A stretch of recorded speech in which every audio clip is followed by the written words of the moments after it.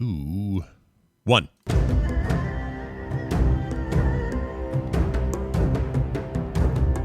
Welcome back, everybody, to There Will Be Dungeons at therewillbedungeons.com, where we play D&D, and we do it live for a few folks, and then the rest of you get it at home. We're glad to have you back, and we hope you're all sipping on a nice, warm winter tea from phoenixpearltea.com/TWBD, where you can get amazing teas based on our campaigns. That's at phoenixpearltea.com/TWBD. And now, I pass the mic to Kristen, who will catch us up on what happened last time on There Will Be Dungeons. Last time on There Will Be Dungeons, disguised doors were sought out to no avail, and the warden, a crazy coot with curious cuts, couldn't care less about their plight. With options exhausted, the only way down was to dive in after tea. They landed in a lake and immediately were beset by a beast. A stack of strangers wrangled in the group with rope to help them all escape a watery whipping. In a nearby room, they were introduced to a curious collection of characters who married at the mention of meats. Stanley and Hope told them to toss the act. They then readily revealed themselves to be werefolk. Now rejoin our heroes as they take on a team of terrors. Will they overcome the hungry hunters? Will they be mangled into mincemeats? Or will they overcome and finally find their missing magic? Stay tuned for the continuing conundrums and perilous pursuits of space.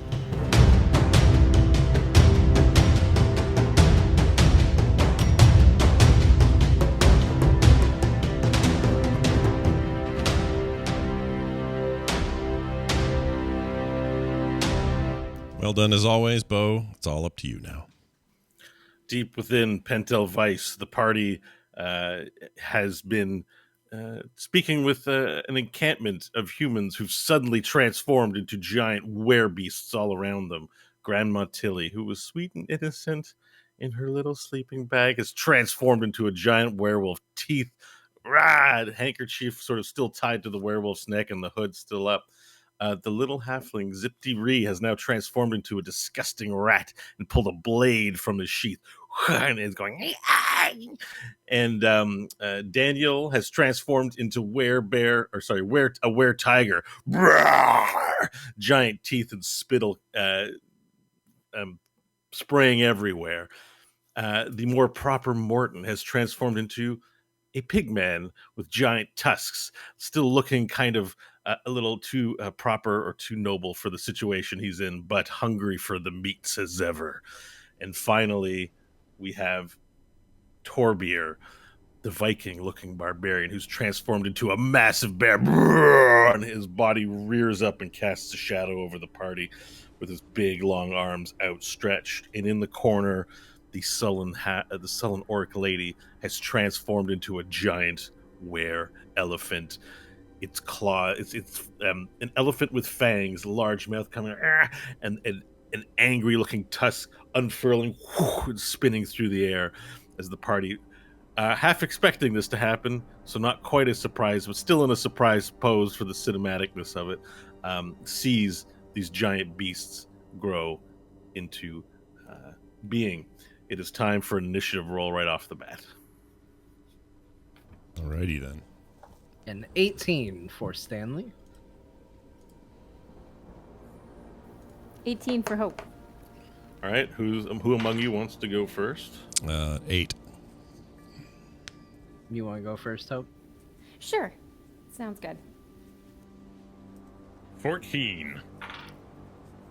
14 for Varel, the one they call Varel. I've got some, because they're all named NPCs, I've got several rolls to make here, so just bear with me a moment as I get Zip-Dee, Tilly, Torbeer, Daniel, and Rugreesh. All right, have I got everyone? No, we don't have Morton. Okay, we got Morton in there. And lastly, we need Badass T and Union on Wheels with some rolls. Oh, shit. Badass T with the killer roll. Wow. I rolled 2 20s in a row. Hey. Nice. Better to get him out of the way now than with damage. Yes. Yeah, it's a good call. Good call. All right, hang on. So Badass T is up first. And Badass looks and he goes, "Ah, for help!" And then he runs directly runs towards the. Oh no! Can I even move anything on this map? Hang on. This will really kill my momentum. For our listeners' benefit, I've made an overly large map, and it's hard to move things in Roll20. It's a All right, lesson. so he runs. Yeah, he runs straight up to the werebear with his knives out, and he does again his famous just jump into it motion as he brings his both knives in and jumps straight at the werebear's chest. He's going to make an attack roll. And he is not going to hit. So as he jumps towards the werebear just kind of smacks him down and kills his momentum. And he doesn't drop to the ground, but he doesn't. He sort of like it's like a clothesline. He gets latched onto it, and the knives miss, and the werebear pushes him back, and he lands back down on his feet. Union, now it being her turn, takes out her spear and gets herself in position behind Danielle, the were-tiger, and then makes her attack in a thrusting motion to try and stab this tiger in its back. It's a hit of a roll, and I'm just going to roll damage here. Jeez. Ooh.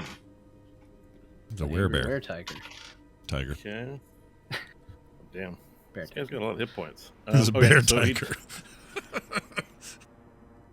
Okay, so all right, and she stabs for 8 points of damage onto the were-tiger. Stabs him in the back, cutting, just like a. And as she tries to cut him, it doesn't do any damage. Oh. So it looks like it pierces it skin. You see sort of a cut. Everyone kind of in the in your battle periphery, if you will, just looking around and seeing everything. You see that she makes the cut, but she grunts in like frustration as the cut seals itself over. It is now Zipty's turn, the were-rat. So this little were-rat right here turns around, Stanley, and goes, "Yeah," and runs at you. Gross. Makes a stab. A little rat. He's very small and tries to basically stab your calf. His attack roll is a 14. I don't think that hits you, right? No, that won't do it. All right. He does have a multi-attack. So he's going to try and swing again for 21. That'll do it.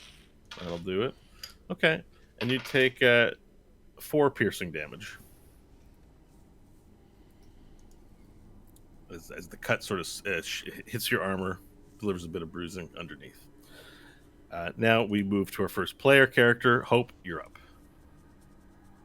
Okay, seeing that the were-tiger's the first hit, that's where she's going to focus her attention with her +2 dagger. And she'll make her 3 attacks. Okay. First is a 27. 27. Okay, it's a hit.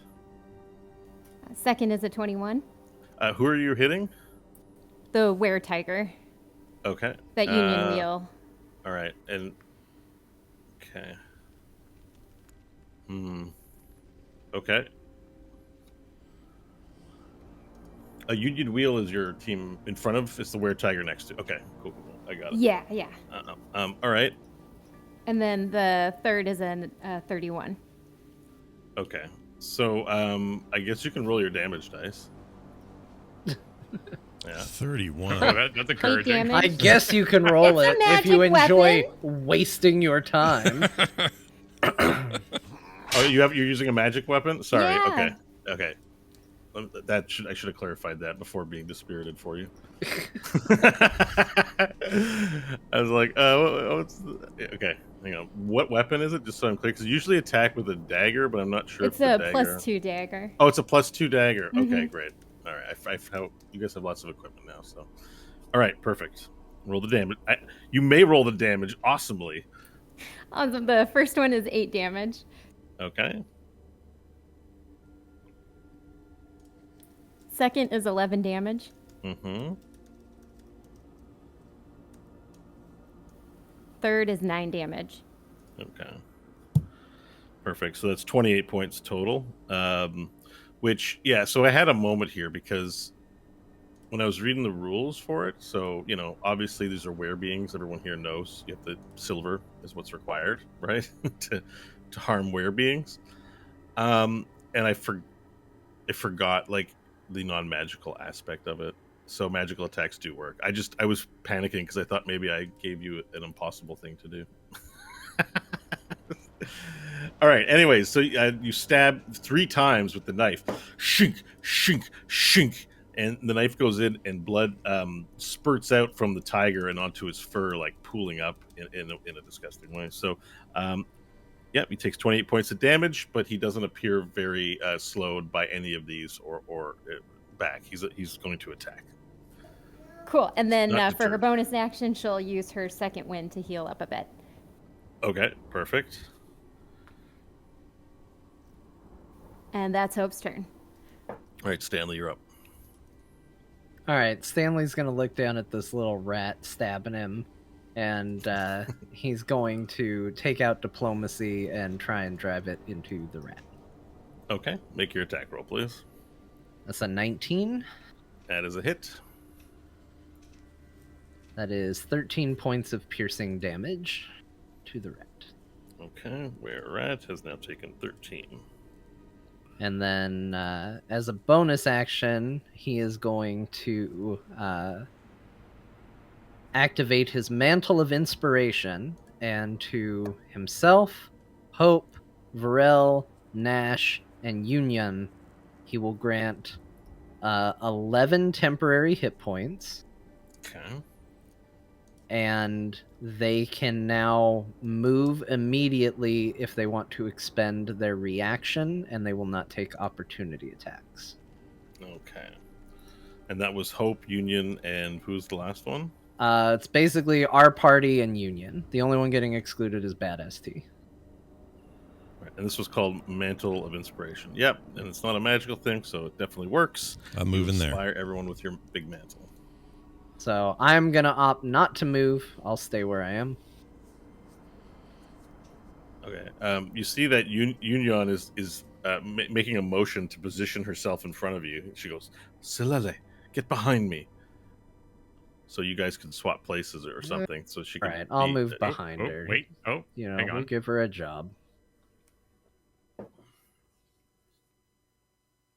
And you don't provoke opportunity attacks with this free movement, right? Correct. But it does burn the reaction, so we also don't get, if you use it, you don't get an opportunity attack if they move. Yeah. Or like a counter spell or something if you had like that. Not Yeah. that works here, but yeah. I was going to say, yeah, it'd be really good to use, but Thanks for the salt. Rubbing that salt in. yeah, That's great. yeah, this would be Thanks, super fun. All right. Okay. Perfect. Everyone moves around a little bit, and that looks good. Okay. Anything else you have to turn. do, Stanley? Okay. Nope. Did you attack him? Oh yeah, you did, right? Yeah, I No, did. 13 points of damage. 13 damage to a little rat. All right, Varel, you're up.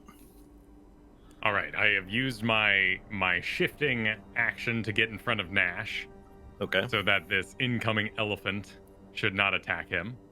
Mm-hmm. Oh, very nice. I will say, if it is meat you seek, then I'll be enough for all. And I will enter my rage. And noting the biggest beast in the room and my desire to grapple with it for glory and justice, I will engage with the tusks of the elephant in a grapple. Great. Excellent. So it's a grapple we're doing here? All right. Yep, a strength contest, or I think you can dexterity if you. So Dexterity is desire. for escaping. I can't remember for the actual grapple. I think it's a strength contest. I think it's just slipping out is a. It's fine. It won't be using dexterity. I'm got a 15. Oh, I rolled horribly on my advantage roll. I got a. Oh, actually, this might be okay. Let's see. You get your modifier though, right? Yeah, I got a 14. Oh, okay. Yep. So the grapple doesn't work. You make your attempt to grapple, and you grab onto it, but you're unable to control it. So you have a hold of the elephant, but it can easily free itself. So it's not grappled. It's quite strong, and you'll need another attempt to successfully grapple it. Okay. I will still do my storm aura, though Nash will. No, I'll hold off on it because it would damage Nash. So I'll be done. But I'm in its Okay. way, and it can't All attack right. Nash. Or well, it has to go through me. Perfect. Okay, so very good. So now next up is Morton. This is the wereboar, and the wereboar he sort of saunters up. He's less energetic than the rest of them. He's like "Ugh," in his boar form. He moves towards Union. He moves towards you, Stanley, but Union sort of steps to the side a little bit because again the tiger's facing her back, so she steps to the side a little bit, and so they tussle. And the wereboar makes his attack. He uses his maul to try and hit her. That's a 1. Okay, so he tries to hit her, and he takes the hammer, and then he slams it down on his own toe by accident. You have no idea how quite that happened, but he just brings it way up in the air, and it's like he's got his foot out, and Union dodges, and he hits his own toe, and he goes... Should have gotten them werehooves. Wouldn't have and happened. he does damage to himself, and that's his turn. Did a die just go flying across the room? Thought I heard it. I dropped it. Okay. It's gone. I'll pick it up after the show. It's gone. It's gone. I have so many dice. If it falls during the show, there's no time to get it. It's like a tennis or something, right? I need a ball boy to go get it. Have you ever found a weird one in any weird place? Like months down all the time. Yeah, that's great. Yeah, they're always in the corner or under curtains and stuff. And I'm like, how did that get there? Yeah, I'm not attached to any of my dice because of this show. Yeah. All right, he does like 6 damage to himself. So there you go. All right, that's his turn. The now Grandma Tilly, werewolf Tilly here. She looks on, and she sort of paces and saunters like she's the commander of these were beings. I can't move her though. So she sort of looks around and she's trying to find an inn for her prey. In particular, she has her eyes set on you, Nash. So she moves this way, and she sort of lurks and tries to get close. And it's like she's sort of like very patient and carefully. And Nash, as you're sort of paying attention to the battle around you, you don't notice that Grandma Tilly has come up and with her big claws goes, "I want your meats, Nash." Or doesn't know your name. "I want your meats." Yeah, I'd say you'd have to At sew least it she on does first. know your name. How did she know? You'd have to sew it back on. I kicked it under the bed, I would yell. Oh, not those wait a meats. second. Not that meat. All right, so different meat. It attempts to make an attack with its claws on you for 19 points of damage. What's the... I just take Oh, that... sorry, not 19. It's 19 to hit. Oh, My then bad. it's a hit. I got mixed up. It's definitely a hit. It's not 19 damage. It's 19 attack roll. Maybe you'll turn into a werewolf and be able to fight back in an effective way. That'd be awesome. Yeah, so... Dragon, werewolf dragon, were-dragon. Oh, that would be super Wow. cool. Yeah. Think Hold about Half on. man, half dragon. We need a new campaign. Wait a second. So that was with claws. Oh, yeah. So there's... Okay, 3, 6... You take 8 slashing damage. it. Okay. All right, it tries to slash at you once, and then it tries to slash at you again. This time the to hit is 13. That does Is that a not hit. for you? Nope. All right, so that one doesn't hit you. So Grandma Tilly makes 2 slashes, and one of them catches your cloak or your gang threads, your rambunctious bunch. What are you wearing? Didn't we decide I put on a cloak? Yeah, you put on a cloak, I think. Yeah. I think So that it tatters happen. your cloaks a bit and shreds it, and shink cuts you. He Okay. now looks the way we all picture him. Yeah. It finally happened. Yeah, it finally happened. All these drawings everyone does, it actually matches now. So Oh, okay. Yeah. You look like your drawings. Okay, perfect. All right, so that's Grandma Tilly's turn. Nash, you're up. okay. You got a werewolf on your right, and you got a giant bear and badass T and Hope to the front of you. All right. And Well, Varel's like slightly behind you to the left with the were elephant. and this lady in front of me. Yeah, No, it's not gonna matter. it's a werewolf. Or werewolf, Grandma sorry. Tilly. Grandma Tilly is now a werema. The werema in front of me. That's not what I was going to do, but I'll do it to her instead. So we're going to fire a big fat chromatic orb right in her face, and we're going to do... what type of damage do I think is she going to be most susceptible to? Probably fire. Werewolves don't like fire. So I'm just going to go ahead and say that for the record. I don't think they like fire, so that's what I'm going to fire. So here comes hit. 28. 28. So that's an attack roll for... Attack roll for Chromatic Orb. Yeah. That has to be a hit, right? So let's do damage. Yeah, it's gotta be. It's gotta be. Unless There's nothing could stop that damage. 24 points of fire damage. 20. So wow, that's a good 48 roll. Is it 48? You cast it at the second level, right? Yeah. Or the first no, level? sorry. That's did I do that at third level? Third level. Oh, you did it at third level. Yeah, didn't actually mean Oh wait, to. yeah. So you go to cast a spell, and a sneeze happens in your head. Like you go, like Oh you know shit! When you sneeze? Shit!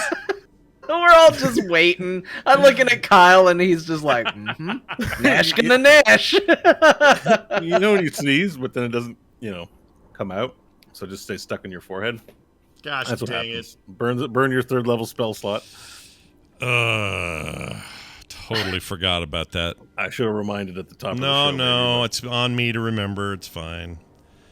All right. Well, I will whiff that and internally have a real fight with myself, and then I will end my turn. For Scott, it's been a week. Yeah. For Nash, it's been but moments. You're not wrong. All right. So he's done. I'm not moving. All right. Perfect. So, the werebear in front of Badass T, then, as that happens, reaches out to Badass T in a strength contest between the two. All right, that's the werebear thing. All right, and the werebear has now grappled Badass T and picks him up. And Badass T's like, "Oh shit!" Ah! And then you see this masked human being picked up by a giant bear, and the giant bear then lifts Badass T over his head. Now he has him raised above his head. And that's, grappling is the action. The grappling and the lift is the action. So now the werebear has Badass T in his hands. Next is Rugreesh, and that is you tried to grapple the were elephant, Pharrell, and it didn't work. So now it is the were elephant's turn. The were elephant is going to attack you by slashing out, not slashing out, but flailing out with its trunk to try and beat you into submission. The first attack roll is a 22. That's a hit. Okay. So take 7 plus 4, 11 points of bludgeoning damage. All right. All right. And then another flail's coming in as the beats continue, and that's a natty 20. So that's going to be a hit, and that'll be 20 points of bludgeoning damage from that hit. So just softening you up with a few hits as you try to grapple it.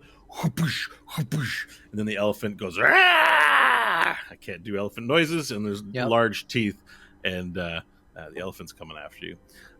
Okay, next is Danielle, who is the were tiger. So the were tiger, having been hit several times, attempts to so break off. So knowing that everyone's moving, seeing that there's a lot of shifting in the room, he actually runs off. He's been stabbed a couple of times. He runs off, and then he pulls out a slingshot from his belongings. He's got a pocket slingshot, and he pulls out a slingshot, and he fires a slingshot at Union. Man, freaking were tiger with a slingshot. I haven't been this mad since I played a worgen. Dope. Well, the were tiger is showing. So in his movement and his deliberation, the were tiger is showing a little more intellect and sophistication than his companions, it seems, in being able to use this instrument. He fires out at Union, who takes 8 points of damage as the rock just flies out and bunk hits her head, and she's unable to react, catch it, or do anything about it. Then we move our way up to Badass T, and Badass T is going to try and break his grapple. He goes, "Oh, I gotta get out of here!" Love Badass T always saying the obvious things. Like, he gets grabbed. Oh, shit! he gets his turn. It's the regulars of our group. So he tries to pull himself out of the grip of the werebear, and it doesn't work. He's still stuck in there. Union then attacks the werebear in front of you, who's come up, who's hit his own foot with a hammer. It's a connection. It's a love connection. It's a connection. All right, and does 4 points of damage. It's a grazing blow. It didn't do a lot of damage, but it does sort of slice his shoulder a little bit while he's hitting his own toe with the hammer. We are in a new round, by the way, so everyone's reactions are now replenished. Zipty as well, hunting Stanley. 1, 2, 3, 4, 5, 6. Sneaks around the main scrum. I'm just trying to rotate him here. It's very hard to rotate because of the... It's not the most important thing in the world, but I don't like when the tokens are facing the wrong way. If they have a way to face. All right. Anyways, I guess I have to get over it. Sneaks behind Stanley and attempts to make a backstabbing attack. So let me check out my were-rat thing here. So he's going to make an attack on you, Stanley. 14. Is he actually sneaking, or is that just flavor? Like, do I have a It's chance flavor. to Like spot him? Okay. Yeah. You can definitely see him. There's no darkness in this room. There's light. There's light sources, so you can't see him. 18. That hits. That hits. Okay, Yeah. so he slashes at you with his blade for 3 points of piercing damage, Hey. and then after his slashing attack, he tries to make a little bite on you. Then he reaches out, lunges out, his teeth bare, and he goes, "The meats, the meats! I want the meats!" All right. Was a 16 hit? No. Okay, so you hear a little snap as he tries to bite, and that doesn't work. Hope, you're up now. All right, Hope is going to start heading to that little rat man, and she's going to call out, T, Union, Varel, and Nash, keep them busy. Stanley and I will finish them off one by one.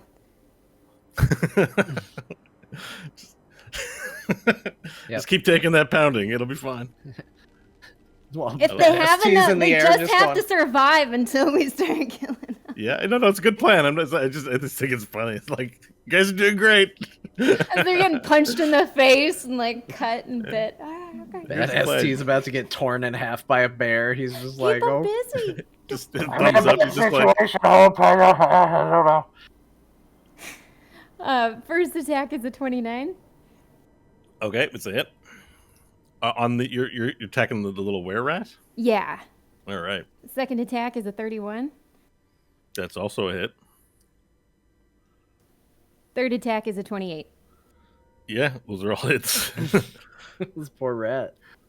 All right, first thing of damage is 10. Okay. Second is 9.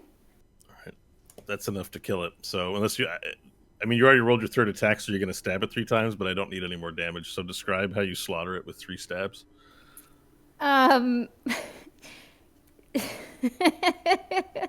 She'd just get down to his level. She'd put a hand on his shoulder, and she'd just shake her head sadly at him and stab him 3 times. Little stabs. And then she'd stand up and wipe her blade on her pants and look at the were-tiger and kind of like nod at Stanley. It's so horrifying. Or the boar. Hey there, little guy. You're doing great. You're really doing a good job. I know you Right. got the short end of the were gene. Stab. Just shake And with the last stab, he goes, meats. He falls over and hits the ground, dead. He died Okay. as he lived, hungry for meats. You still have movement, Hope, if you wish. Cool. She'll go around and then position herself next to the wereboar and Stanley. Mm-hmm. Okie dokie. Perfect. Let's see here. And that brings us to Stanley. Stanley reaches behind his back and produces a dagger, a magical dagger, the Corpse Slayer dagger, if you will.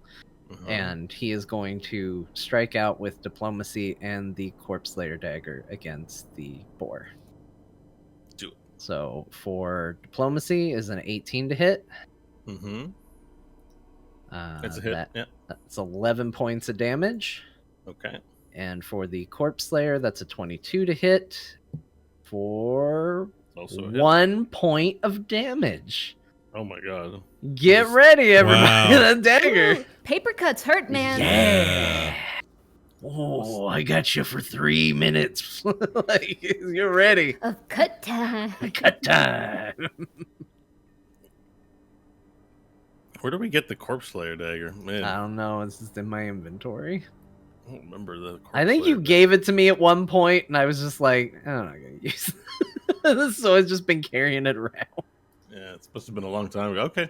Yep, you stab with the Corpse Slayer dagger and do 1 point of damage. All right, so stab the boar again. Now, the boar's quite tough. As these blades go in, you hear him going, or, boar style. And it hurts, but it doesn't, it just seems like a big, thick slab of pork, man, as he is a giant wereboar. Pork man. Yep. All right, Varel, you're up. Okay. Killed them all. Yep. Well, we're just occupying them. The magic dagger people are killing them all. Oh yeah, that's So right. we just need to survive. In which case, Magic dagger people. I am going to try to grab Grandma Rat and grapple her and hold her in front of me to face the elephant. Oh, okay. So yeah, make a grapple. Let's make a grapples contest again then. So for the where. Well, okay, yeah. All right. Got a 25 on this one. 10 for the werewolf. So you turn around, you grapple her. Is it full Nelson style or half Nelson? Yeah, so I would want to. I mean, I'm figuring. Wait, she's a werewolf, right? Yeah, Okay, cool. So I would be kind of. she's about your size at this point. Yeah, so I'd want to do sort of a 2-arm hold, kind of hold down her arms at the elbows, so those can kind of be rile and free, and then the other one around her lower waist, and kind of stretch across my body like I'm wrestling a big weasel.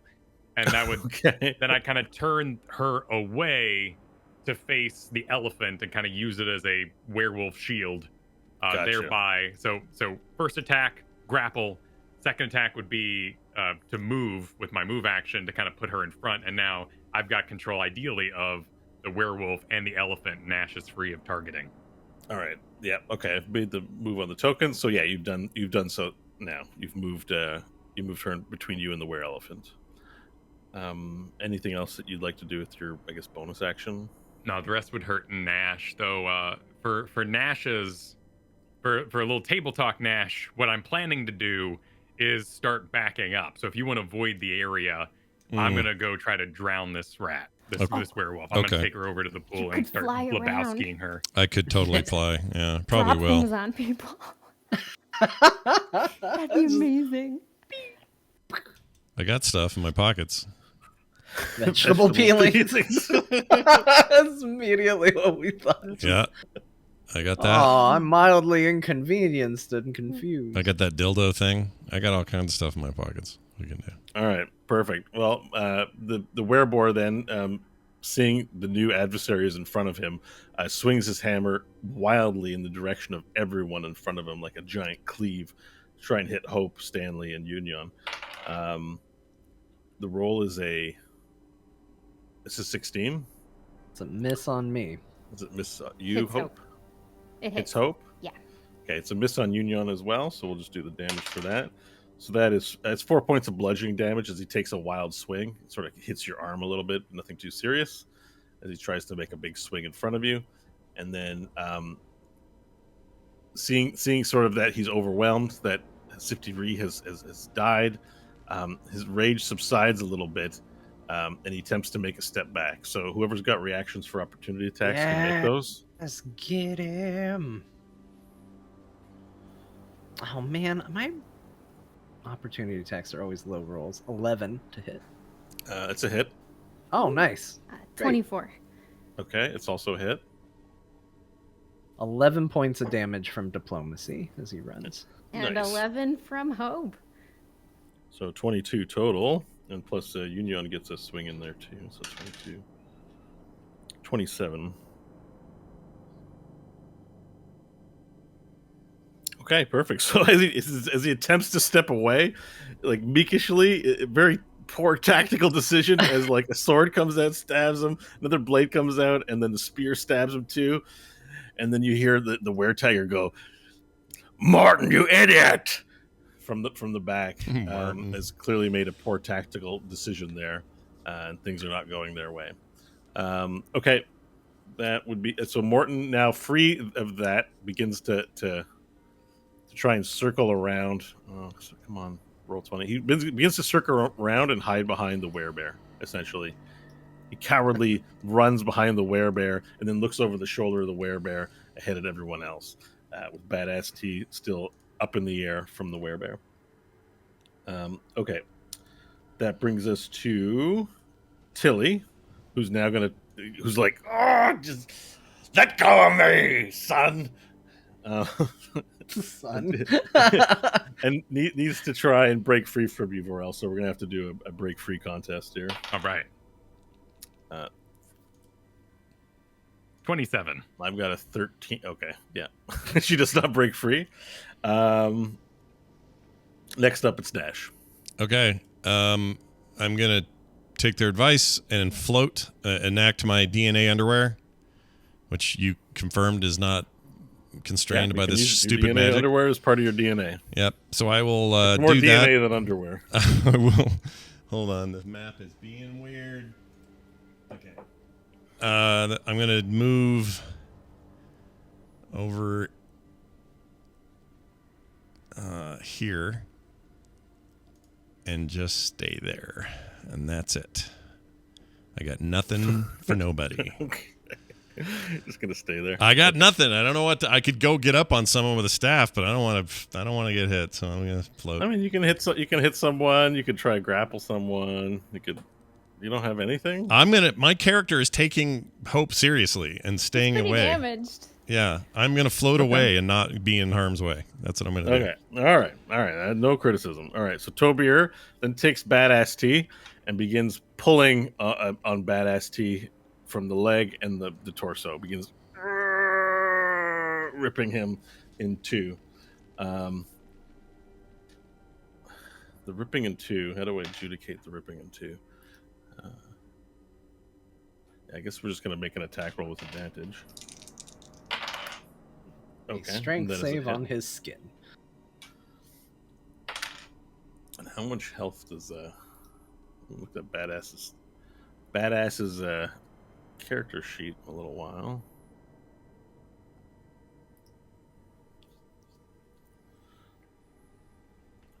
Oh, he's got a ton of hit points. Okay.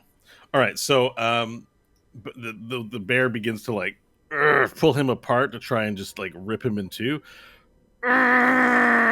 And you hear Badass T screaming, "Oh!" There's a lot of yelling in this room. It does like 28 points of damage to Badass T. Wow. Of pulling damage. Jeez. As the bear attempts to rip him apart. Okay, and that's the bear's turn. It's now Rugreesh's turn. Now Rugreesh, that's the were-elephant, is blocked right now, so she attempts to like flail behind you with the trunk, so she's going to make attacks with disadvantage against you. She doesn't have advantage from anything that you've done, right? Yeah, so rules as written, I would have +2 AC cover from a creature if she's trying not to hit her friend. There is no rules as written that she would damage the human shield. She's a bit more wild of a creature than that, so she wouldn't care if she hit her friend, I think. Okay. But she's going to try and I guess she can't make that attack the way I have things here, but she would have reach with the trunk. So she's going to reach around and hit you, but I'll do it with disadvantage. Getting the old reach around, Kyle. Look out. Yep. My meats. And both meats. hits are misses. Both hits are misses as the trunk flails wildly and just isn't able to hit you.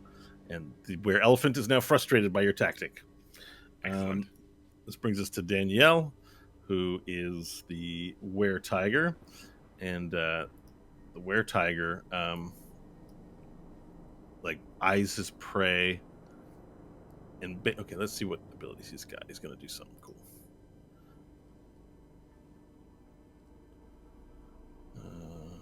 Okay. So what he's going to do is he's going to you actually see the were-tiger. So he's like a man, like a tiger man, right? Like you picture werewolves. He's just got a tiger head. So he actually transforms his shape into more of a full-on tiger as he goes and transforms like into a full cat, and then he pounces on Hope. Just takes a run and just jumps to knock Hope prone. So you need to make a strength saving throw. Hope. 26. Okay, so you're not knocked prone. The tiger attempts to jump on you, and as you grab like its body and its hand and just sort of push him off. Now, as you push him off, he attempts to make. As you push him off, you succeed in not being knocked prone and underneath than this creature. But as you push him off, he makes a wild bite with his mouth at you. And that bite is an attack roll for me. And that bite is going to be a 18 to hit. Yeah, that hits. Okay. And now we're going to roll a dice for damage. That is 9 piercing damage. And now you must make a Constitution saving throw.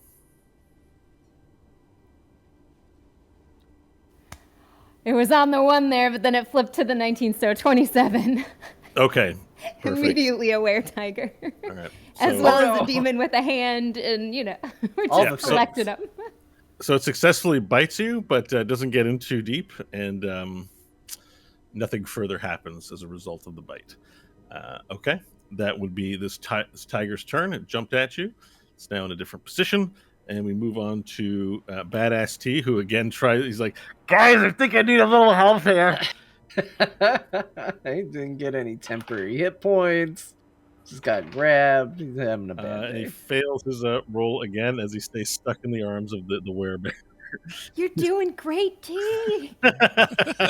Keep distracting him, bud. Some real Tedna energy here. It's fine, though. Union does see, like, tactically speaking, that she's got to protect her Solidity Prime, so she's going to move over top of, to the back. She walks around to the back of Stanley and engages the were-tiger in a stabbing motion. Deals a hit. Does 10 points of damage to the were-tiger. Union's awesome. Like, really not a badass T. Yeah, she spins around for as she stabs out. Then she takes she does like a roundhouse kick after stabbing. She does this like 1 kick, then 2 kick, like in these 2 swift motions, these double like martial arts kicks. They miss though, as the tiger has quick reaction time, but she does these like 2 consecutive roundhouse kicks that miss. We now move to Zippy's dead. We'll take him off. Oh no! Oh, poor guy. And it's Hope's turn. Yeah. Hopefully, Union, go to the bear. Thank you. Stanley and I got this. The were-rat's always the first to die. And then she'll make her attacks on the tiger. Okay, make your attacks on the tiger. And you've told Union to back off, like, you guys are good? Go get the bear, yeah. Yeah. 22 to hit for the first one. Okay, 22 to hit. Yep, that's a hit. Cool. 9 damage. Okay. Okay. Keep going. It's a 1 for this one. Oh no, you didn't want to tell me, did you? Well, ones happen. They're not, they add flavor to the story. Yeah, you swing and you do a stabbing motion, and then with the second hit, you try to stab again, and this time the tiger in tiger form is actually able to swat your hand as you make the thing, and you drop your weapon. So it knocks the weapon out of your hand. You have to pick it up now in the future. So yeah, that's the adverse effect of that. You've dropped your weapon. Cool. What kind of action does it take to pick up the weapon? I think actually you can manipulate 1 item with a free action, so you could probably do a quick pickup with a free action. Yeah. Okay, but cool. if it's anything involving more than 1 like hand action or more than 1 hand, then it's like considered an action. Okay, so are we gonna say her attacks were interrupted then? So all she can do is pick up the dagger, or would she still be able to do her 3rd attack? No, you can still do your 3rd attack. You can almost think he swats it out of your hand, and you sort of maybe catch it on the way down with your free action and do another attack. Okay. You are a level 13 character. These setbacks are less of a setback. Awesome. 19 for the 3rd attack. All right, 19 for the 3rd attack. Perfect. Those It's a hit as well. 9 damage. Okay, perfect. All right, so you stab again in 3 motions into the tiger, just like, and it screams out in anger. It looks now heavily damaged, as there's lots of cuts and stabs in it, and blood leaking out of the tiger, and the tiger sort of is breathing heavy at this point. Cool, and that'll be Hope's turn. All right, Stanley, you're up. All right, let's stab that tiger with diplomacy. See what happens. What a sentence. It's 15 to hit. Where tiger? Where are you? Where are you? Where tiger? Where That's tiger? a hit. Hit. You hit. 6 points of piercing damage. 6 points of the piercing damage. Okay, you stab it again, and this time, it starts to it falters a little bit on its feet as you stab it another time, but it's still going. Stanley growls a little, takes the Corpse Slayer dagger, and stab with that one for a 29 to hit. That's a hit. Get ready 1 point of damage. for some amazing. Oh no, 4 points. 4 points of damage. Oh, Look Not bad. Look at that. Not bad. you stab it yet again. This is the 5th stab in this round. Actually 6th if you count the spear. As it's stabbed again, and it's still going. As it's backed up into the corner, its hind legs there, and it's going. It's growling at you. Yeah, still ticking. Hope will go. Stanley, if you want to get going, I got this. I don't want the opportunity attack. I'm gonna just keep. Hope That's just wants fair. to last hit it. Vorel, Well, Vorel, you're up. All right. With Nash safely out of the way and attack of opportunity free, I'm going to carry my quarry here that I'm grappling at half speed back to the Okay. water and dunk him. So there is a pool of water in this room. There is a stone pool, and some water is in it. And so you're going to take it, and you're just going to drown her. Yeah, essentially? just Lebowski her on in there. Just All right, make a strength. This is a strength contest. All right. You get advantage on your strength check because you have her already grappled. Got an 18. Yep, 13 for me. All right. All right, so you take the werewolf, this giant lizard man with a werewolf in his hands, takes the head of the werewolf and dunks it underwater and is holding it down. Do you have any choice words as you do this? As I drag back Grandma and dunk her head in, I'll go, and then I'll look at the elephant and go, ha, ha, because I want to maintain the elephant's rage as well while I'm doing this. So Okay, so now because of that, though, are you standing in a position maybe this way where you're blocked, or are you just open like that? no, because that would open up Nash to being attacked. Wait, how high is he in the air now? How high can I go in that room? I guess I didn't ask. The room is probably about 15 feet. You can't. You Okay. couldn't go high enough to escape, let's say, the bear snatching you out of the air, but you probably wouldn't. The tiger could probably jump up and get you. Okay. And the elephant, you're not really safe up there. Okay. I would just be up enough to kind of hit my head on the ceiling and hang there. Gunk. And then Just watching the whole thing. just keeping an eye on stuff, snacking on some veggie peelings. Yeah. Why not? I'm basically impotent in this damn dungeon, so that's all I would do. We'll get you your magic now. Okay. All right. So Nash, it's your turn. Not wait. Is it my turn? Burrell just went, so it's Morton. Oh yeah, you got other guys yeah. in front of me.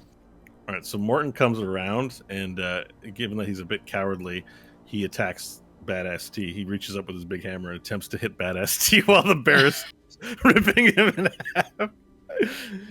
Okay. Badass T having a badass day. That is a hit. That is another hit. He gets hit twice with a hammer while being stretched in half. He's going to take another 19 points of damage. All right, so that puts him at 7. Puts him at 47 damage taken total for the combat, and he goes, "Ow! Oh, ow!" As he gets hit with the hammer overhead. Take And it like a champ, man. Nash is watching, doing nothing. Keep on tanking, man. As he gets ripped in half and hit with a hammer, his eyes lock with yours, Nash. Yeah. And he goes, "Help me!" And you just stand there. You're just up in the ceiling, looking at him, not frozen, not doing anything. Can't help you, bud. Sorry. Go ahead. And now it's Grandma Tilly's turn. So Tilly's going to try and stop herself from being drowned. So this is going to be a strength contest yet again, Varel, for her to finally try and break free. All right.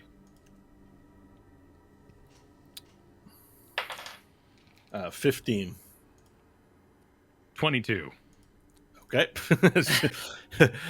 her hands flail about as she tries to hit you from the back and push and nothing. And as I win the contest, I'll say, "Oh, that meat makes you thirsty." And you hear in response, coming bubbles from the water. That brings us to Nash. Now it is your turn. Okay. I would have been rustling around in my pockets for something to throw, because I am going to throw something. And I think it's going to be a wood axe. You have a wood axe? Yeah. I got it at the same time that I got the deer ribs and raccoon shield. Do you remember this? Your guys' inventories are out of control. I know, but it's in there. I got it. I also have a ton of fish eggs, but they're not going to do any good. So I'm going to use this axe. Think about how out of control it is, Bo, and then keep in mind my entire inventory was erased at one point in this campaign. Oh, that's and true. It's still Yeah, this out of control. It's still out of control. Yeah, I'm gonna use the. I have a note in my inventory that says "tripped to death." What the hell's that? I don't know. It's your inventory, man. I have no idea what I meant there. Writing shit. No idea what I meant. All right. Well, anyway. Oh, maybe you did that 100 episodes ago. You tripped some guy. Remember you tripped some... Did I? Some Did guzzle he fall down gang the or something? stairs? Yeah, some... Oh, yeah, that's right. He Yeah. did. Because Nash, for no good goddamn reason, decided to just trip a guy running by who wasn't even fighting us. And the guy fell down a flight of stairs and broke his neck. Oh, that's right. Yeah. I don't know why I put it here, though. It should have just been in my you notes. put that accolade in your Yeah. It shouldn't be in my inventory. It should be in my notes, but that's probably what I did is I just wrote it in the wrong place. Okay, so anyway, wood axe. I'm going to huck it. I don't have no proficiency for this. I'm just going to try to throw All right. it. Just add your dexterity modifier to the roll. All right, here we go. Not bad, 18. Oh, wow. That's pretty good. So who you throwing it at? Did you say? Or are you just throwing it wherever? Random? Right over here next to...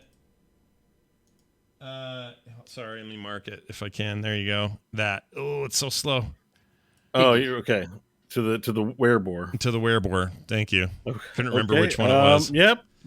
To the were. So I hit it, right? Here's the problem. I need to know what a basic axe does.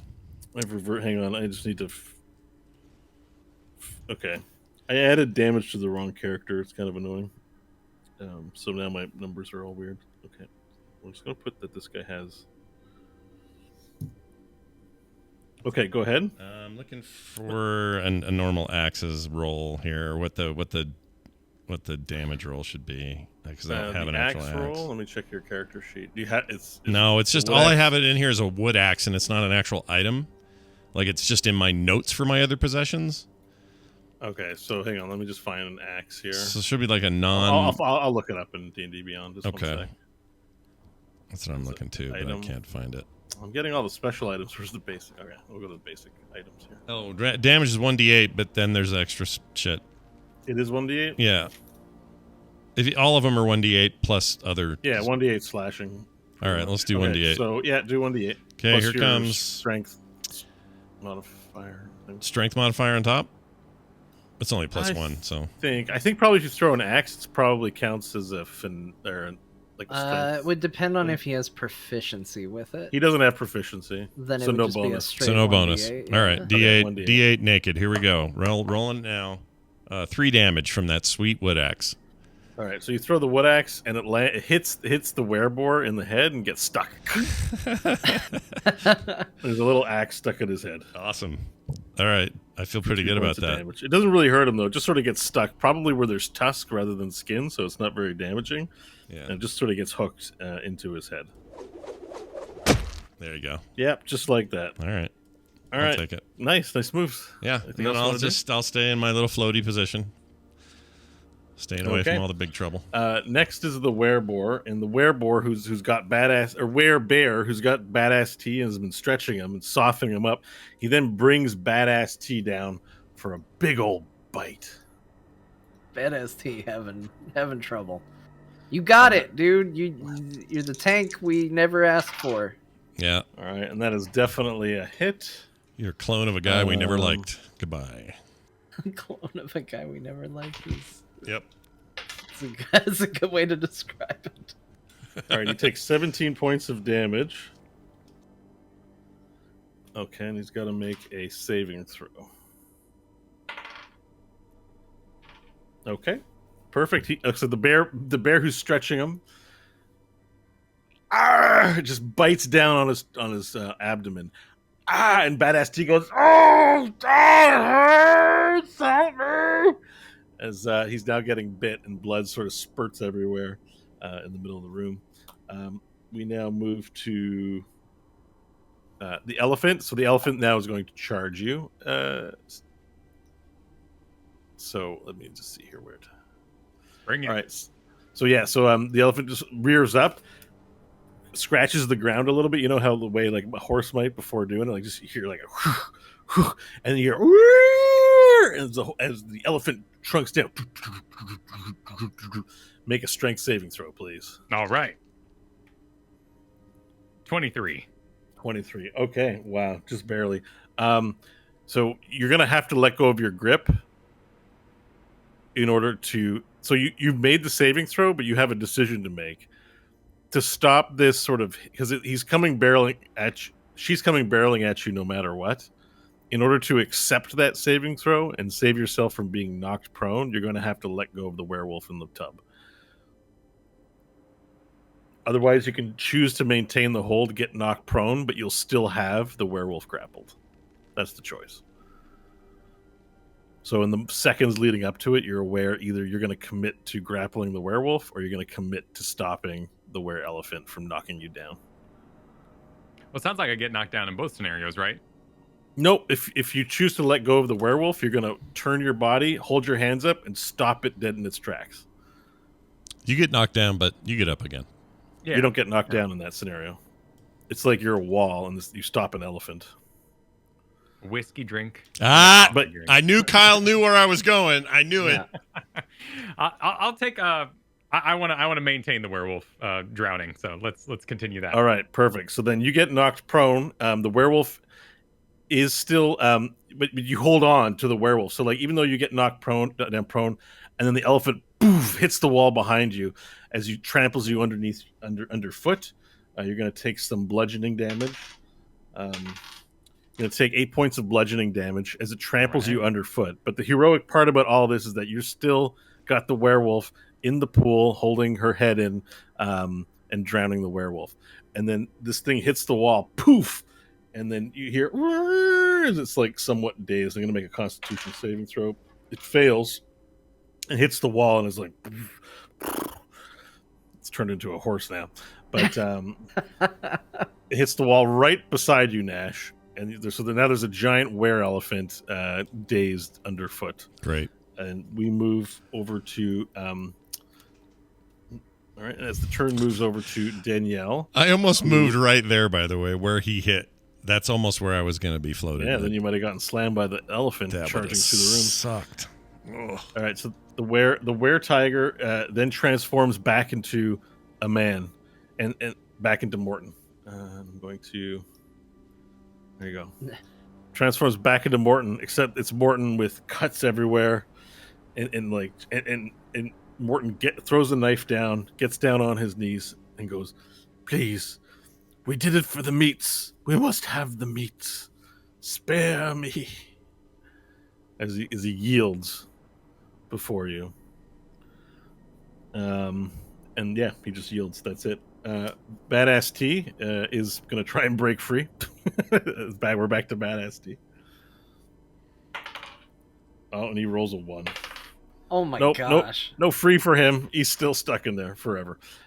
Union, it's then Union's turn, and she brings the spear up in like a in a position in front of him, but doesn't move, and then turns to look at you, waiting for your command.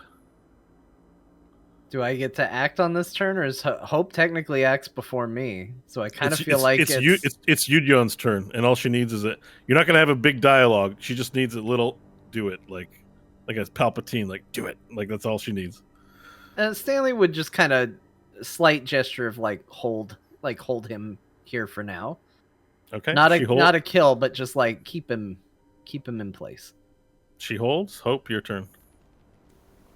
Stanley does not have this power over Hope. you're yeah, exactly. Let's see.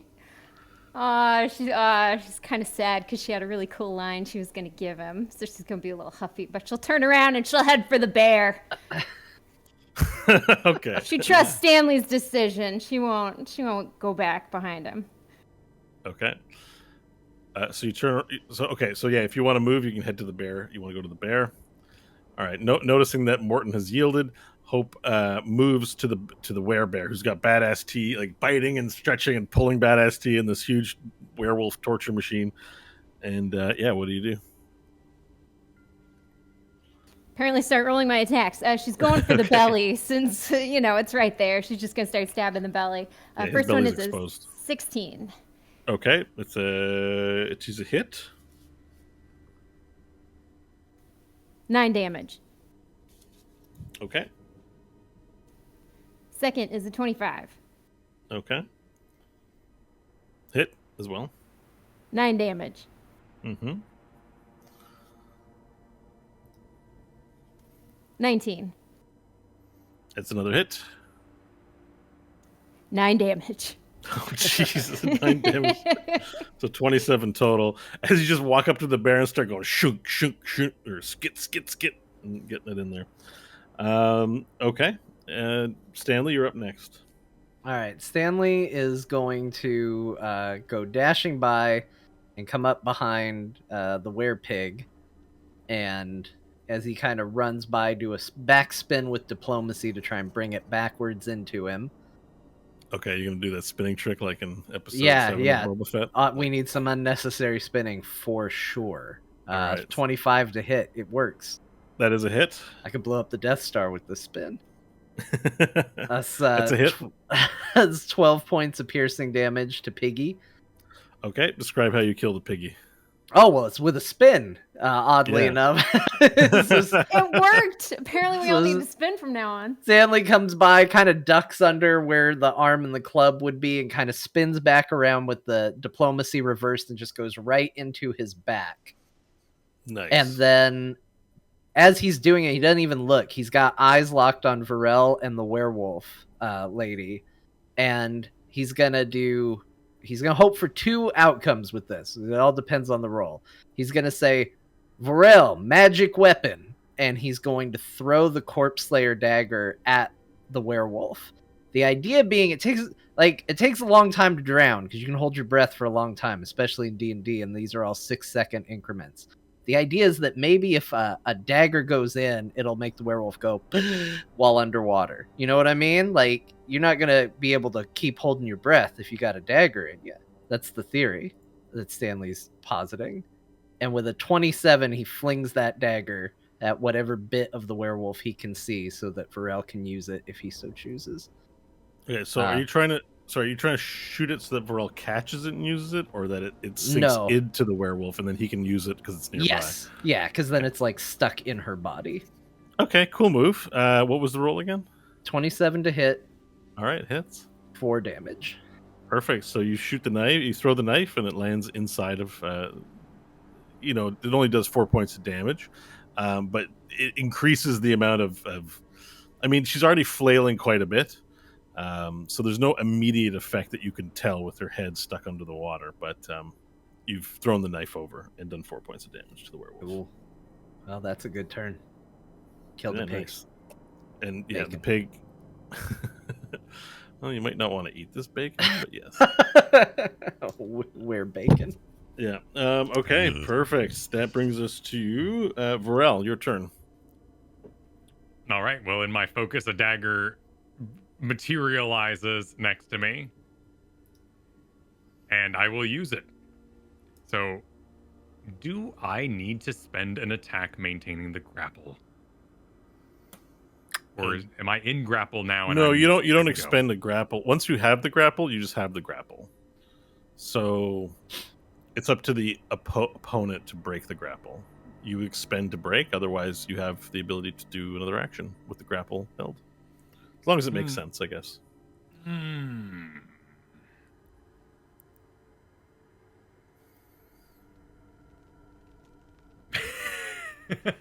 I mean, you can keep drowning her and just stab when she's dead. It's not terribly noble to be stabbing a drowning rat. So what I'm going to do instead is the dagger appears next to me and aha, an implement. And I will lean with my shoulder to hold the rat down, and I'll pull out the dagger and I'll stab the elephant in the butt. Right in the butt. Nice. Okay, make an attack roll, please. We need some kind of genius animator, please. Could make that happen like visually. That's amazing. Yeah. Sorry, go ahead. Yeah. What kind of dagger is it? It's a corpse slayer dagger. It's a +1. It's a +1 dagger for attack and damage rolls. Although for some reason I didn't get the +1. It has extra effects on undead creatures. Okay. That's why it's called corpse slayer, but these aren't undead. So a 26 recklessly on elephant butt. All right, it's a hit. And do you leave? How much damage was it? This will be with the +1, so that's 7 points of damage, and then I've got a second attack as well. Okay, perfect. Yeah, keep going. 27. Yep, it's a hit. All right, and that is for 11 points of damage. Okay, and then perfect. I think we're in the clear. No. Nash is still in range. Cool. So that'll end my turn. Okay, that brings us to. Hang on. Who's Morton? Okay, so Morton continues to just Morton and Union, like he continues to yield. Tilly, is going to try again to break free from her drowning, but it's looking rough for her. So, a strength contest, please, Varel. And she rolls a 16 this time. Got a 24. Yeah, okay, so she continues to be stuck drowning. Poor grandma. Nash, you're up. Okay.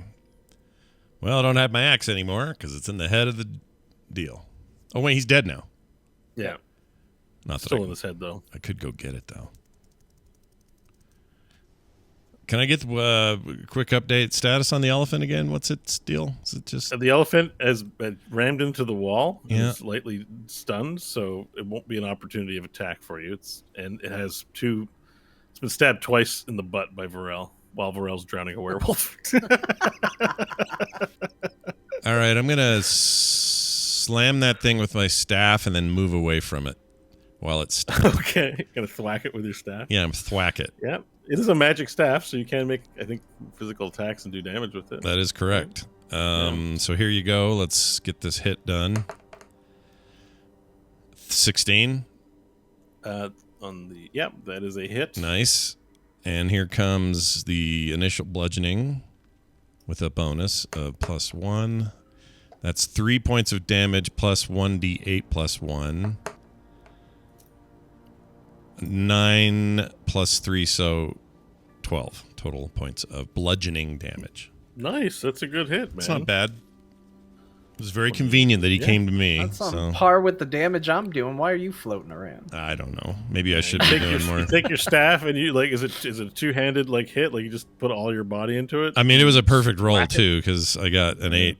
I rolled an 8 on a d8. So anyway, it's like a big full body. Like, oh, here I have a sound for it. Here comes. Here's my staff attack.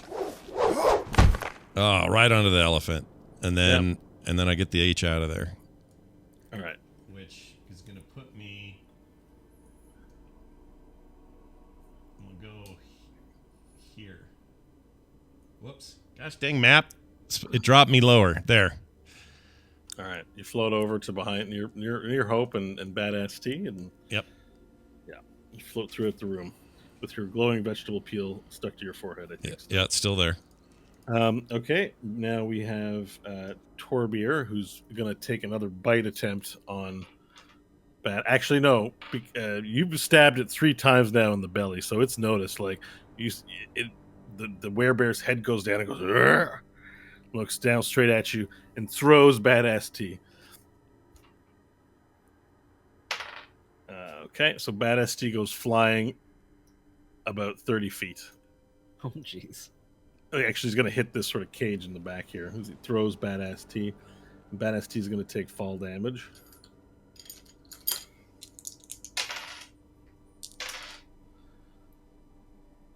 Can't move him. There we go. I've moved him. He's going to take about... All right. He's in rough shape. As Badass T hits the back of the wall, boom, slumps down and falls unconscious in the back corner. And slumps... Then the bear looks down at you and gets ready to pounce. But the throw was his action.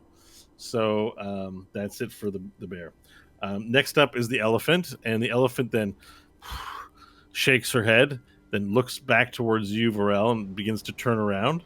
You quickly grab the knife out so you can have the knife again, unless you want to lose it, as the bear turns around. And then because you're still lying down, like not lying down because you've gotten up on your turn, but you're lower than it, it opens its large elephant mouth and attempts to make a bite on your noggin. Elephant bite.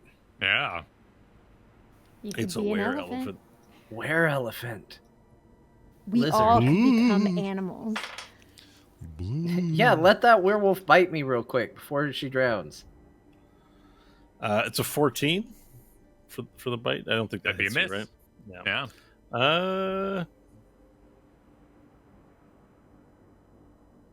Okay, so it's only... Yep, that's it. It's a miss.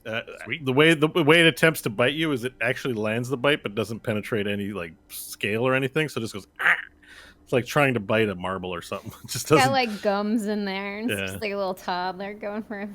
Yeah. While you're still drowning it, it's trying to bite your head, and yeah, that's what's going on with Varel. All right. Which one was Danielle? Is Danielle dead? Danielle was the tiger, right? That is being held captive up top. Oh. That's Right? Morton. No, Danielle's... It's Morton. Or wait. Oh no, I mixed them up. Danielle was the were-tiger. Morton was the... Morton's here. He's dead. He's the werebear. Morton's dead. Yeah, I mixed them up. Sorry. Just token-wise. Okay. So I'm going to scratch off Morton because that really confused me. He was still on the thing. Right, Torbier has yielded. Rugreish's turn. Danielle has yielded, not Torbier. I'm getting all the names confused. Badass T, it's your turn. He's incapacitated. Union still securing Danielle. Oh my god. Okay, Hope, it's your turn. Someone else do something. I got all confused. That one mix-up of token like threw everything off about what I was doing. I used Morton's token instead of Danielle's token.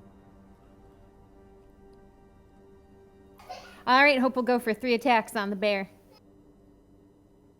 Do it.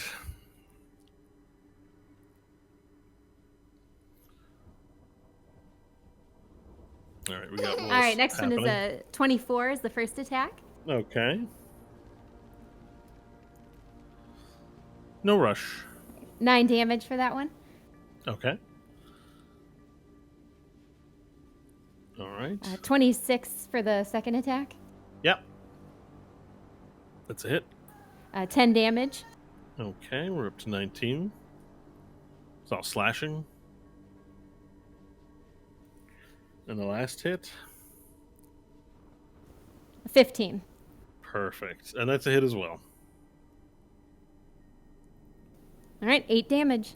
Okay, so that would be 20. So 10, 19 plus 8 would be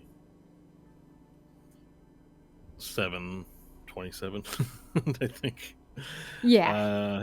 Something like that. Okay, so another 27 damage, 54. Okay, so total of 54 done so far.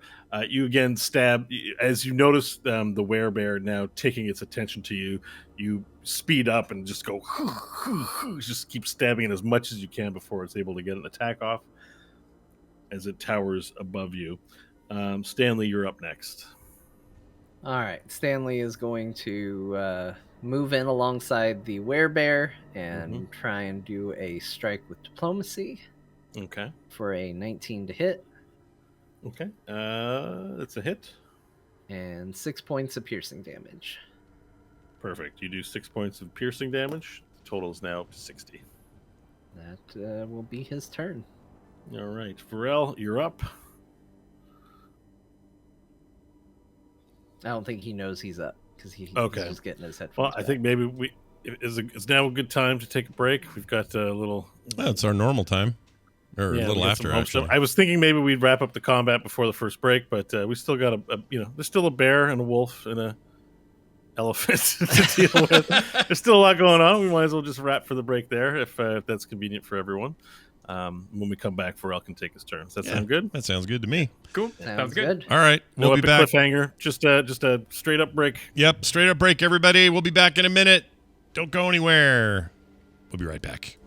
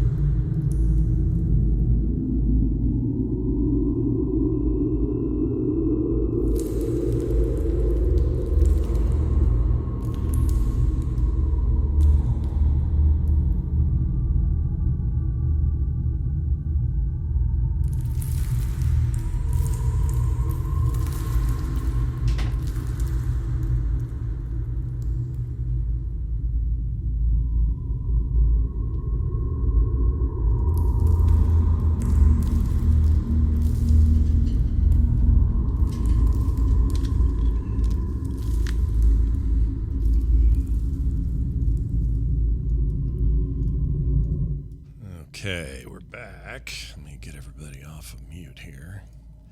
Yes. Yes. Okay. Yeah. It's only a little creepy. We're got- back for D&D. I got some blueberries. I feel like Bo here. Yeah. Blueberries are so good. They are good. I got a chocolate rice cake, Oh, that also sounds good. That sounds good. and I didn't get to use the bathroom because the baby's sleeping. Oh no. What? Does the flushing wake him up? Well, yeah. Well, it depends on where we put him. So typically he sleeps in the living room, but during the day when all the kids are running around and stuff, we move him into the bedroom, especially because we had a grocery delivery.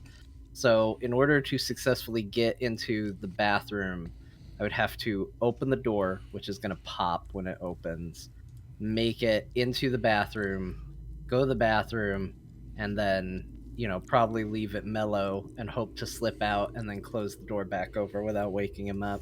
It's like Mission Impossible level. Yeah. Yeah, and I just don't want to, because if I wake him up, I know I'm coming in here and I'm like, well, not my problem, and that seems wrong.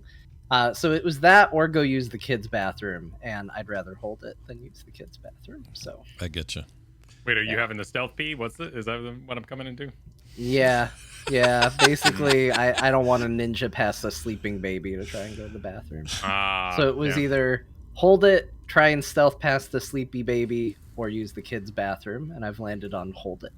I can sometimes make it from the office across the hall to the bathroom, but I can't flush because that'll alert the whole house. So I'm I like, gotcha. and then autopilot, you get done, you go flush, then you're Daddy. You're like, no. And then the door starts going Jurassic Park style, like holding it back.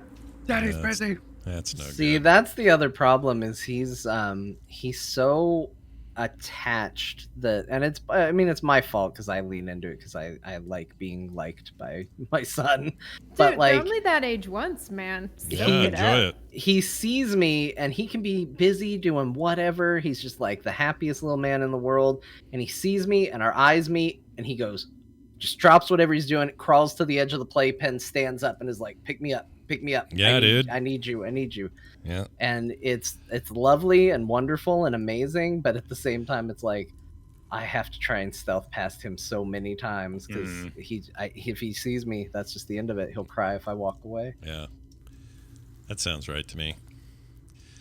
But that's great and adorable, and it's how it should be.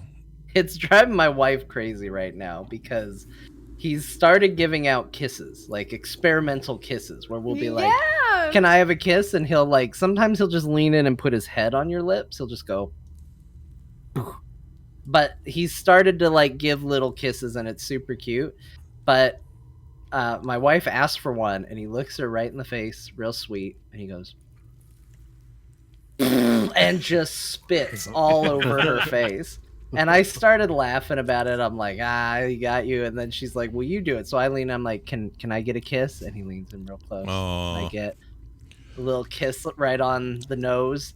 Yeah. And then I went, look, he loves me. And he turns, looks at her, and goes, and spits all over her a second time. And she's like, it's intentional. Like, how can it not be intentional? Look what he's doing. Yeah. He made a real choice there. His choice was clear. Oh, Bo's back. Hi, Bo. Hi. Hello. I'm eating blueberries like you. Look at this bowl of them. Oh, I'm Yeah. jealous. I want some blueberries right They're now. very good. I'm glad I'm eating them now because they're on that verge of like, if I don't eat them today, like by tomorrow they'll be kind of weird and fuzzy. Not fuzzy they'll be like, you know what I mean, like that weird texture Yeah. to them. They're still fruit right now, so now's the time. Still fruit. Yeah, get them while they're still fruit. I always say. All right, let's get this going. All right. Let's go. Kill these animals. Yeah, we're killing some animals. What'd you call them? Aminals. I like that. Aminals. That was pretty good. Aminals. Here goes. All right, we're back, everybody. Bo, the ball is back in your corner. And I'm going to toss it over to Varel, who's currently drowning a werewolf and stabbing an elephant in the butt. All right. So in my best swashbuckler kind of holding down the rat and dueling with an elephant, I will stab the elephant in the face. Okay, make the roll. All right. A 26 for the first attack. That's a hit. 9 points of damage. Oh, a nat 20. Ooh. Oh, damn. Then there you go. Full damage on that roll. What are the damage rolls? They're both hits. Right. The first, the nat 20 is going to be full damage. Well, I got a feature here that I need to remember. It is called Brutal Critical. You can roll 2 additional weapon dice when determining extra damage for a critical with a melee attack. Oh, shit. Oh, Nice. So here we go. Yeah, 11, 17. This is a really good roll.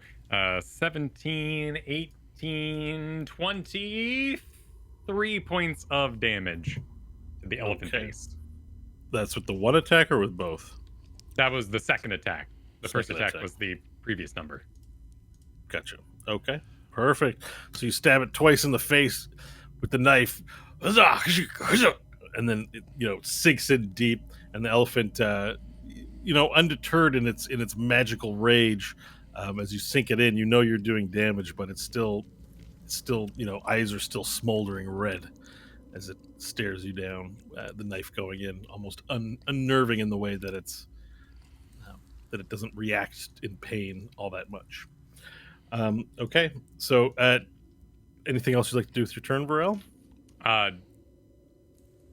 Nope, that was it was a reckless attack though for your noting, so that'll be advantage on your turn. On the next one. Okay, perfect. All right, so the werewolf that you have is again going to try and release your grasp, this time with a 19. Ooh, okay. putting up a genuine fight. I got an 18. Yeah. All right, so this time as you stab successfully, the opportunity for the werewolf to escape happens, and she lifts her head out of the water, pushes your arms off, and slinks down to the side there, and then she tries to run. Now you can make an attack of opportunity as she runs out of your attack range. Yeah, I'll do that.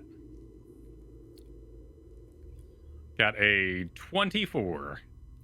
Okay, it's a hit. 7 points of damage. 7 points of damage. Okay. Yep. Okay. Perfect. So on the way out, that was that with the knife again as well. Correct. Yep. So you swing around, and as she takes off from your grasp, you knife her in the back. She goes, ah, and she moves to this position here, behind Stanley, and then she drops her werewolf form. She drops her werewolf form, whoosh, and turns back into an old lady and collapses on the ground, sort of sitting on her knees, and she goes, "The meats are strong, friends. Cease your fighting." All right, Nash, it's your turn. All right. Did pretty good with that staff last time.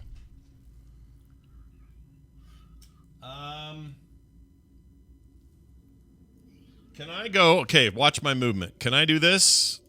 I'm floating, remember? And I know I can't float over this dude. Oops. Ugh, freaking map. Hold on. Cancel. Okay. Can I go? Oh, come on. Can I go here? Because that's 1, 2, 3, 4, 5, 6, 7. Mm-hmm. Okay. I'm behind him now. It. Right? So yeah, you're behind. You floated behind the bear. I'm going to staff the bear. Okay. I'm going to give him full staff Do here. Here we go. Incoming in. Natural 20 plus 6 for 26. Wow. So it's a nat 20. So that means you roll damage dice twice. Yep. So I will do. Hold on. Here we go. Okay. So this already has 2 rolls to it. So do I do 2 rolls of each of these 2 rolls? Because I get both a 2d6 plus 1 and a 2d8 plus 1. You only get the modifier once, so you rolled the rolls twice. Oh, I see. 2d6 by itself twice. What, was that your staff does 2d6? Yeah. Well, okay. Here, let me. Go to your inventory. Let me see here. So It's you're the using the sky. It depends on if you're quarters- using it one-handed or two-handed. It's a D6 if you use it with one hand. It's a D8 if you use it with two hands. It would be. We've been doing two hands. The Yeah, flag I is have to. I two don't hands, fight with think, one so- hand with this thing. Yeah, that'd be dumb. Yeah, you play with two hands. So I'm putting the stats in here. There's basically 2 auto rolls in there. And they both are under the damage column. Does one, the 2d8 plus D8. 1 is only one-handed, or I get to add that if I'm doing two-handed? You would just click the bottom one. It's already modified it to 2d8 for the critical. Oh, got So it. you would just click the bottom one, and that would be Oh, your critical hit. it auto does it on the sheet? Okay. Yeah, if you roll a 20, it'll highlight it, and you can click it and get your auto I see. crit Yeah, roll. so it's 2d6 plus, or 2d8 plus 1. Okay, here we go. I was confused. I'm like, does it I'm have still 2d8? confused too, because that's always there, whether I do a d20 or not. But whatever. 12 points of bludgeoning damage. 12 points of bludgeoning damage. Yep. Okay. I would aim for his. I wouldn't be able to see his nuts, so I just. That's a hit. That's a hit. All right. What was the damage? Sorry, you 12. already hit. What was the damage? 12. 12. Okay. Perfect. So basically, Scott, it should now read 1d6 plus 1, and then under that 1d8 plus 1, right? Yeah. Now that you've clicked it. Yeah. So if It you're always using says your that, though. staff with just one hand, you Yeah. click the top box. If you're using it with both hands, you click the bottom. Oh, all so it is. two-handed's the bottom, and That's the versatile keyword on the item. I get it. Okay. Does more damage as a two-hander. All right. Yeah, I Okay. definitely two-hand that shit. All right. So you successfully thwack it again. Give it a solid hit. It hurts quite a bit. It's beautiful. Like, this is a sight to behold as you just arc perfectly, and you sort of swim through the air like you're almost like Kung Fu Master style. The way you might like your legs might spin around in these high flying battles, just like whack 'em, pow. Okay. Now it is the bear's turn, and hearing Grandma Tilly's command, looks down at Hope angrily, then looks back and transforms back into the Viking warrior before you, Hope. And, with his bloodied wounds in his chest, beyond his leather armor, he takes a knee and kneels down before you. Angrily, it looks like, but obeying Grandma Tilly. Then we're up to the elephant Rugreesh as well, and she also transforms back from an elephant into orc form before you, Varel. And she also she also very reluctantly throws, she doesn't have a weapon, but throws her arms to her side and kneels down and says, "We yield to the meats." And that brings us to Danielle, who's also Union has at spear point. Badass T is still out, and it's death saving throw time. I'm going to say that in the one Arby's drive-through next time I'm in there. I'm going to say I yield to the meats when I get up there. That's one failure for Badass T's death saving throw. We're out of combat, right? Can I run over yeah, I and think try that and stabilize him? I think that covers everyone. Yeah, we are now dropped out of combat. Unless Hope you want to continue on, you'd be next. Nope. All right. So Hope lets down her arm a bit and yields, and we're now out of combat. All right, Stanley's gonna go stabilize Badass T. All right. So first things first, Stanley rushes over to Badass T and make your medicine check, please. Or yeah, stabilization means they don't have to roll anymore. Yeah, so- would have been a 15, but Okay, that's perfect. You sort of you take a look at his wound and you start dressing the wound with the pack that you might have had from the ship, and begin dressing up the wound in order to stabilize him. He's unconscious at this point, so his eyes just roll to the back of his head. And that's all you kind of see from him. But he's breathing okay through his mask.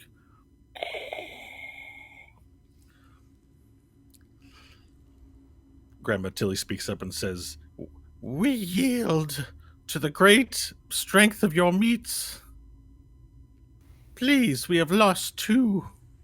She on all fours kind of walks up towards Morton, who's in a wereboar form, and goes, It's just with great shame that we've lost Morton.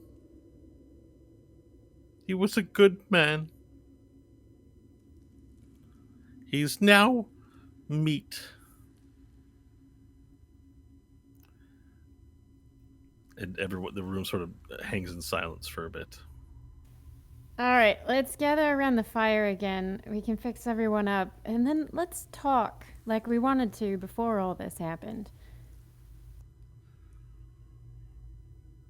And okay, so yeah, if everyone wants to get together in the circle, so Union lets go of Danielle, and Danielle begins limping back to his bed area next to you, Hope. Torbier takes his position, but not before coming back to help Grandma Tilly walk to her bed, and he tucks her in.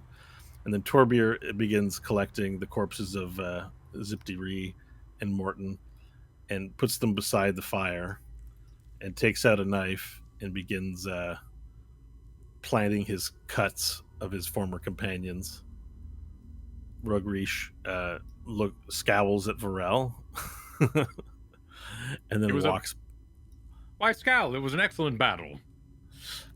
Rugrish is about as emo were being as you've ever seen. She just scowls and walks by in a huff, having the way the scowl is that you would think her belief is that she was going to beat you, but wasn't given enough time to do so. Stanley will get Union's help on getting Badass T over to the remaining bed. Plop him down. Okay, perfect. She comes and helps you bring Badass T and lies him down. Now, as something you notice as you bring him over is that there appears to be hair growing out of his mask.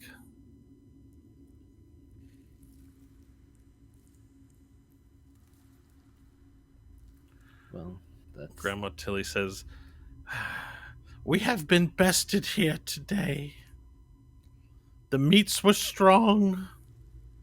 Torbier, we will show these new arrivals where they may find their own kind." Yes, I will do so. Torbier gets up and, makes his way towards the door.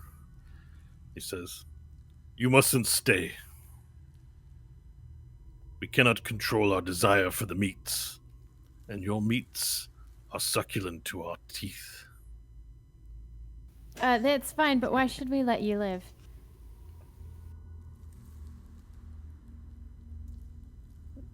He doesn't have an answer for you, and Grandma Tilly speaks up and says, "We are slaves to the meats." Well, then we should save you, yeah? There is no saving here, my dear. So is everyone just gonna come back to life? Is that why you're gonna cut them up? We will see that Zipti and Morton are honored as meats for our nourishment. We do not slaughter our own, but you have bested them in combat, and thus they will not go to waste, and we will remember them as their strength courses through our bodies. I have to ask, I'm noticing some strange patches of fur on our companion here. What exactly is happening to him? Ah, the bite. He has succumbed to the bite. He will look for the meats soon. The meats will call to him. The bite. If we kill the one that bit him, will it stop? No, it is too late for him now. Perhaps you should leave him with us. Only his own kind will understand the meats. Stanley, did you have any questions? Hope asks very menacingly. I mean, right now we're at a place where we only see you pursuing us as a problem, and you're offering very little except to show us to our own kind. What exactly does that mean? What's down here? You are in Pentelweiss. Those who find themselves here are cursed to an eternity within these bleak walls. Forbidden from dying we are. Forbidden from meats we are. Only to spend eternity in reflection for our sins. Escape is impossible. We do not often get meats. We wanted your meats. We stay clear of the mages here. We will take you to them, The and we will mages. leave your meats alone. It is my understanding that magic doesn't work down here. What mages are you talking about? This is a place where beasts and creatures of great danger are kept. But most of all, mages, and wizards, and all manner of practitioners of arcane arts are kept here. Their meats are lean, but they are meats.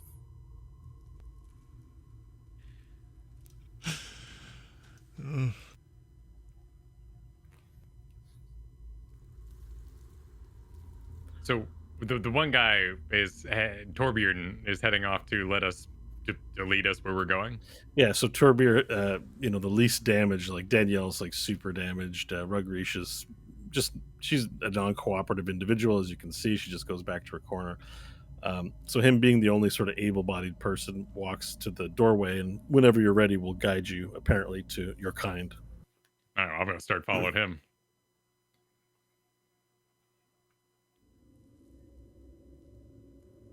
What do you call this one? Grandma Tilly says of Badass Tea. He calls himself Badass T. Oh, what a strange name. But How then again, how long is it going to take for this transformation to take hold? it's different for each one. But as he succumbs to his desire for meats, he will change.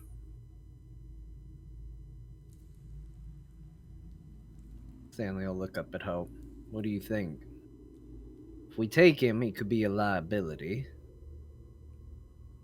As it is, we'd be dragging him out of here. Can he control it? You can always come back and find out.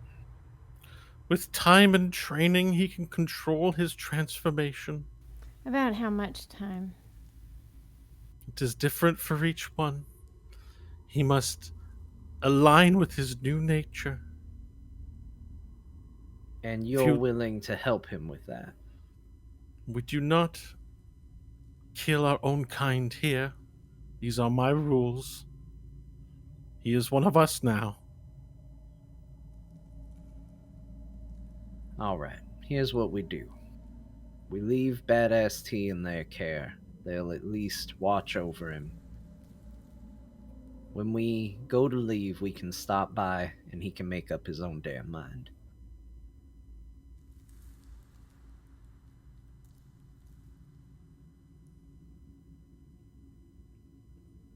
Stanley looks around, sees if he's going to get any support with this idea.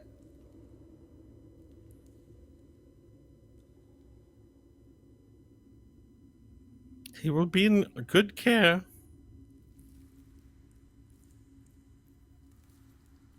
I'm willing to let them live to try that out. All right. Varel and Nash, what do you think?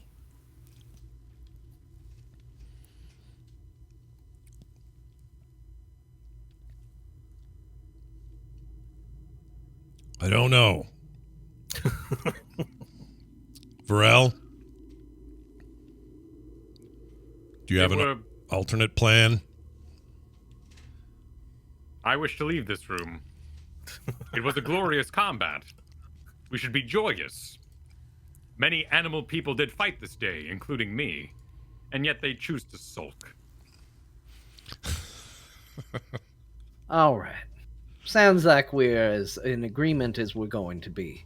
To the rest of you, see to it that he's taken care of, that he understands what's going on, and that we receive a warm welcome when we return, because round 2 will not go so pleasantly as round 1. Should you come across meats for us, we would be most grateful. Stanley just starts walking away, shaking his head. What guarantee do we have that you'll leave us alone in the future and you'll not set our own former person against us? We will remember the day that Zipty Ree and Morton died, and that you were the slayers of our companions. We may worship the meats, but we remember those of strength. Will you take any kind of meats, or just is it it has to be living human elf style meats, or what's the deal? Can we bring you animal? We are not choosy about the meats. We have not had meats in decades. You are the first meats to visit us. You see our dilemma. You may be wonderful human beings, but our desire for the meats is strong. We have not had meats in many years.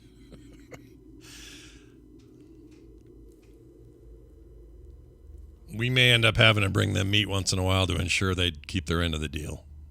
And then I will follow Stanley away. Would you leave your small meats with us? No. Referring to the rations. Stanley, they want your penis, Nash would say.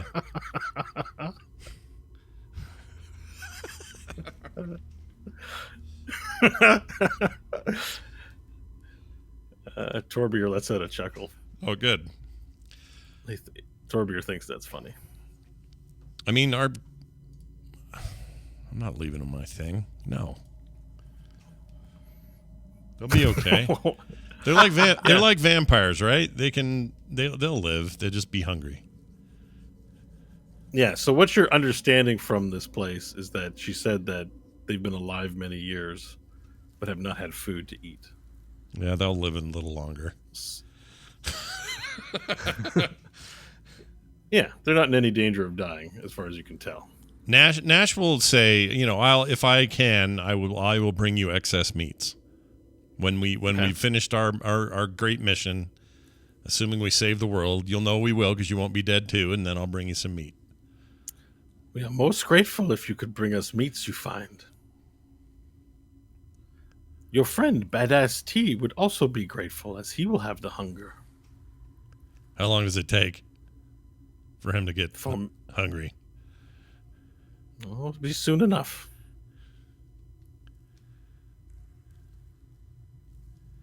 Well, if it's any consolation, you got the better version of Tedna. I'm still floating, by the way, and I would float away. Okay. All right. So, the party then, as you begin floating away, Torbier then begins leaving the room with Varel as well. So everyone takes their exit apart from Badass T. Torbier guides you out through a series of passages. So he walks towards the back gate. He opens the gate. You make a left. And then you turn towards a dead end where he goes up and a brick wall sort of moves a piece of brick out, like just sort of turns it perpendicular as it juts out. And a piece of wall opens up. Then he pushes it open and he moves through a passageway. That narrow passageway then takes you into a great hallway as the party sort of moves and leaves behind him.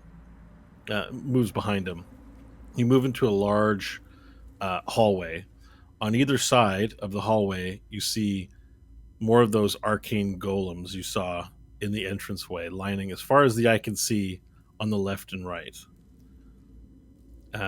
Down one end of the hallway, it looks like it leads to sort of a dead end that might move, T-junction that moves left and right.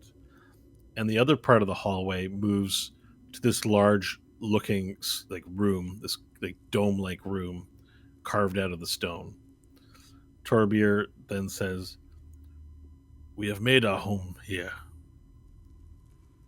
Many other denizens of Pentelweiss. Be wary. Do not reveal our location to others, please. We survive here. If you travel this way," and he points towards the large room, large cone room, not cone, domed room, and then make a left, you will find your kind there. Please, if you can, bring your friend meats. I have a It will quick. aid in his I'm very recovery. curious about one tiny question. Can you guys, if you ate each other, what would happen? We do not eat each other. Why does it stop there when your cravings are so strong? Grandma Tilly has civilized us to not feast on our own kind. That must be hard. We have lived here for hundreds of years. We have survived here together. Is Badass T gonna turn into a werebear like you, or is the animal kind of random? Who bit him? I think the bear. The bear. The bear? The bear, yeah. The disease they call lycanthropy is passed on through the bite. He will most likely become the son, my were son. A were son? And I will be his were father. Why is that funny? Just instead of howling at the moon going, I was going down. I will take care of my new son. I wish you good luck with that. He could be a difficult one. We knew him when he was just a young Tedna, and I think even you have your work cut out for you. Yeah, but you can call him Badass Bear. That's pretty cool. Badass B. Yeah, Badass B. Perhaps. We shall see. He will have much to learn. He'll probably want to come looking for us, but keep him until he's ready or we get back, whichever comes first. We shall see what happens. The call of meats is strong. It's hard to know how his call will manifest. There's our title. I've been trying to make one this whole time. It's The Call of Meats is Strong. Thank you very much. The call of meats is strong in you, Jedi.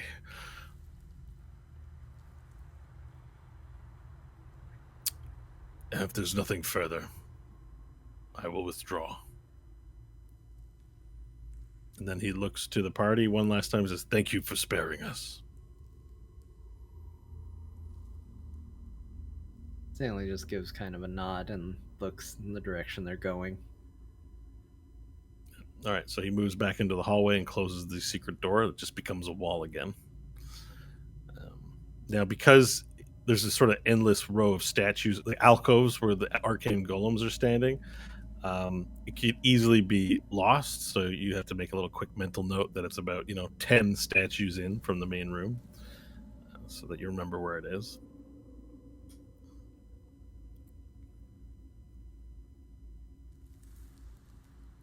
Now, so you're in a hallway. On one end of the hallway is like I said, a T-junction.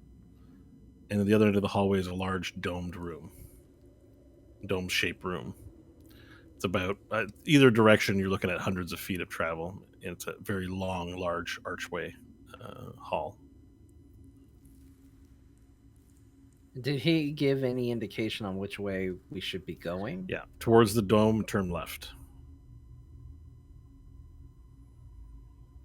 Well, it's as good as any direction, I would say. Might as well follow it. Unless we're looking to explore. But No. if he says, look for your own kind, that's my hope would be. Tungsten Wheel would be among those.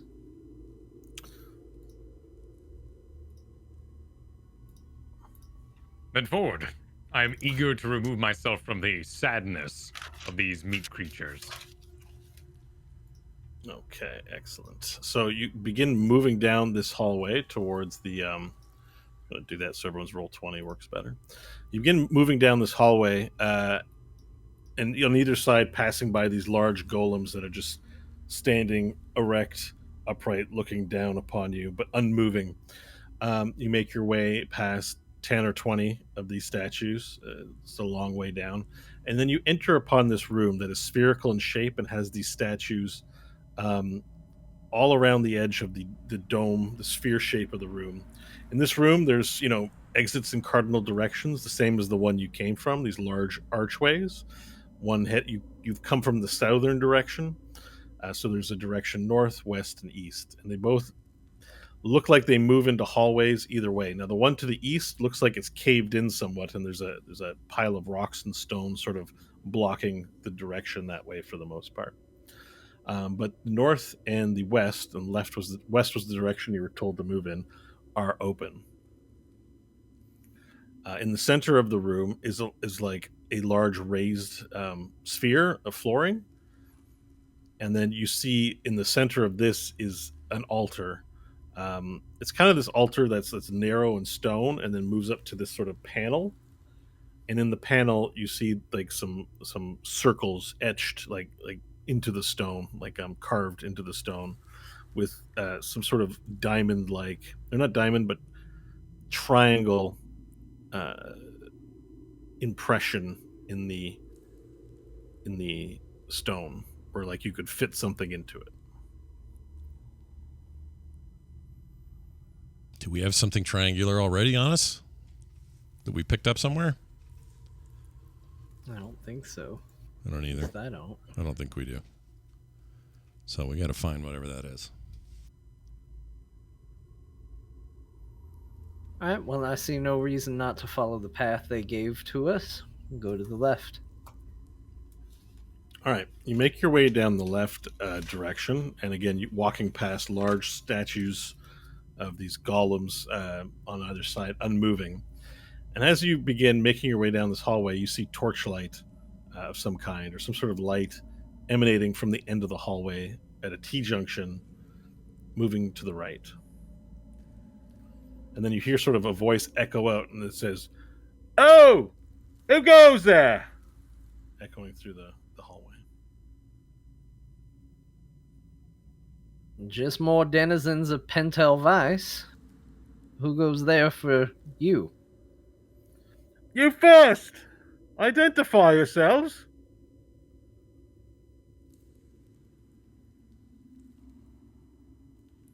Very well.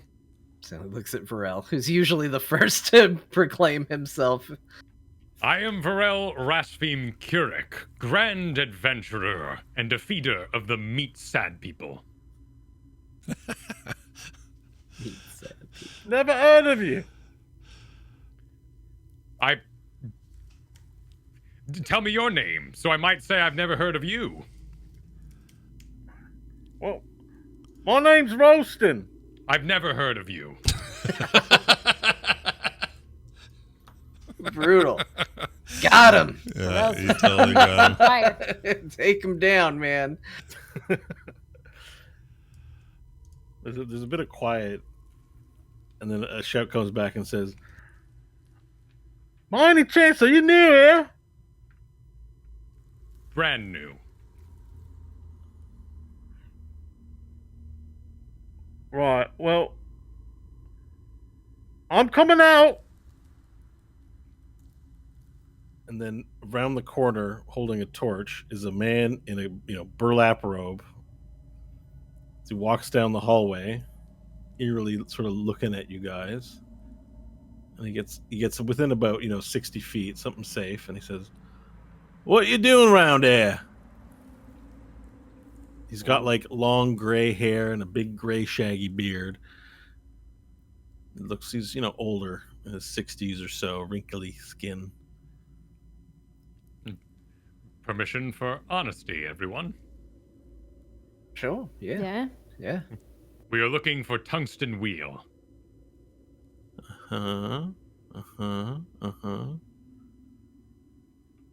And what is that? Who are you with? You a collector? No, we couldn't register upstairs. So you're inmates. Well, elective. We haven't seen new inmates in quite a while. You know what's going on up there? Well, we met with the warden. He seemed like a insane fellow. Otherwise, it's been mostly quiet. Bunch of golems. No. Who brought you in? We did, electively. We are here to get someone. You brought yourselves in? Yeah, we jumped in the hole. Oh, quite mad. They're in the right place then. Well, so you knew here. You have the Yes. look of newbies about you. All right. Well, we'll give you. It's been quite a while since we had anyone new here. Follow me. I'll take you back to safety. And he turns around and begins walking back down the hallway.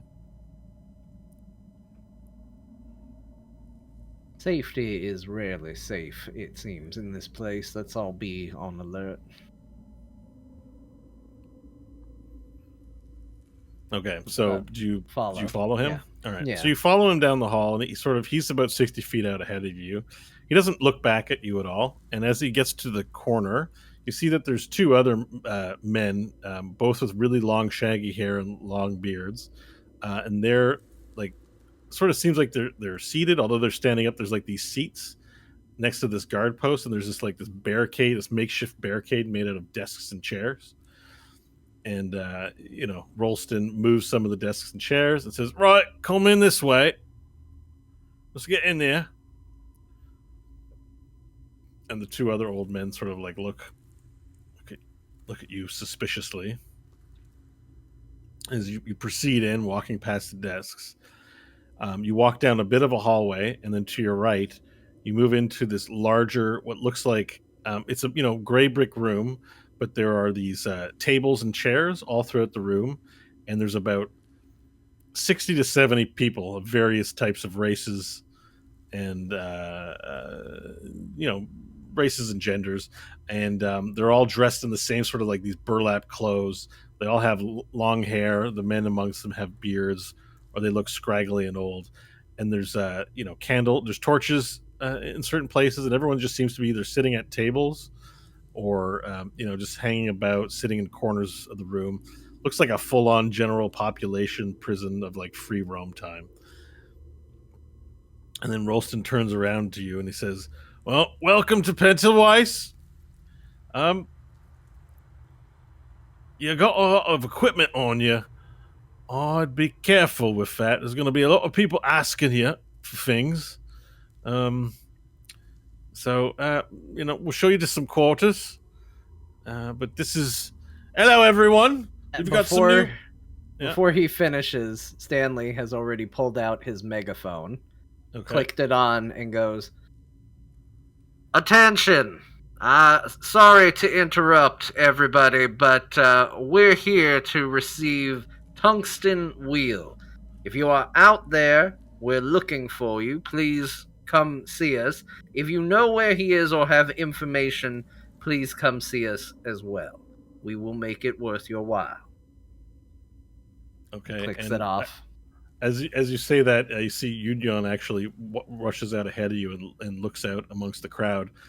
And then a tall, slender elf with long white hair stands up from one of the tables and looks over and begins rushing over. And Yunyon then runs out to her uncle, and then they rush out and hug one another, sort of very dramatically in the middle of the room.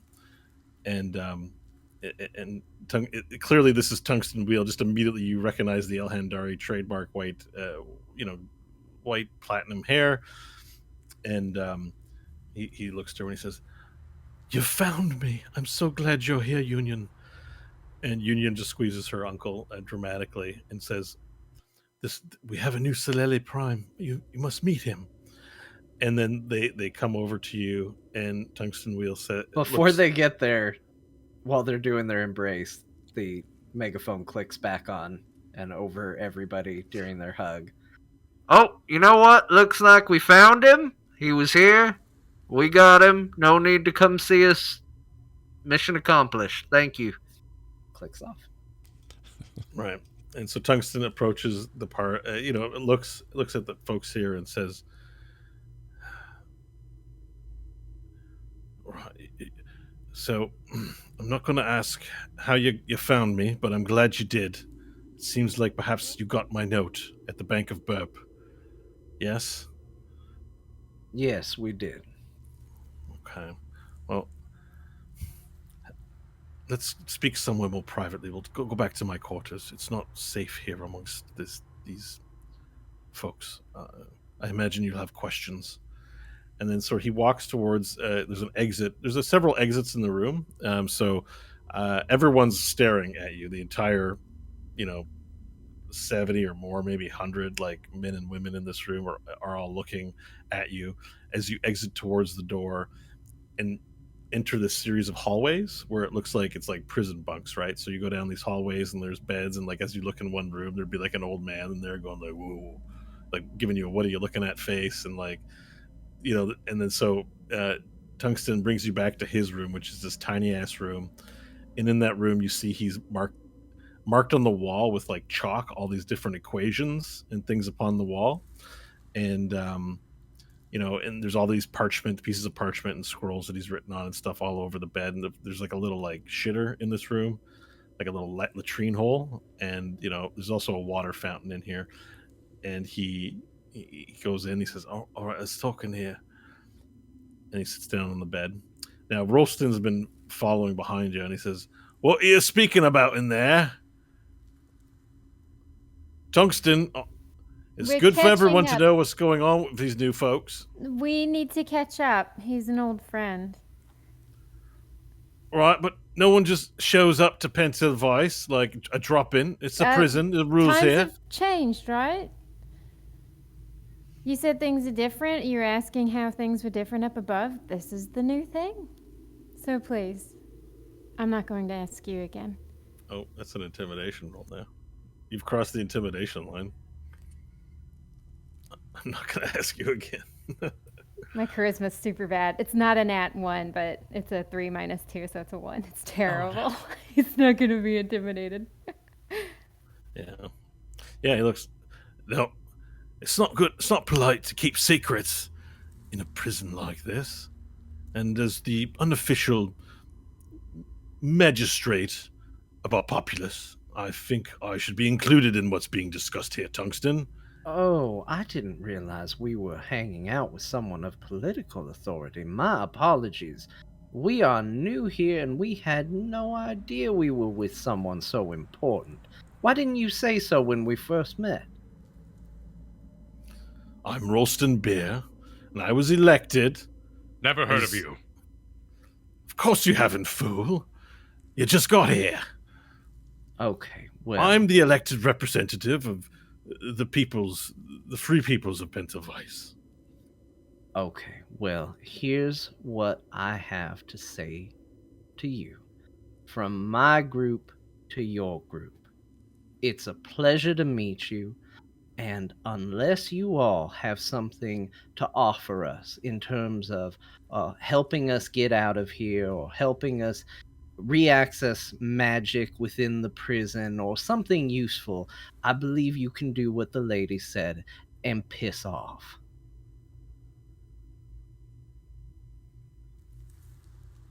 How impertinent.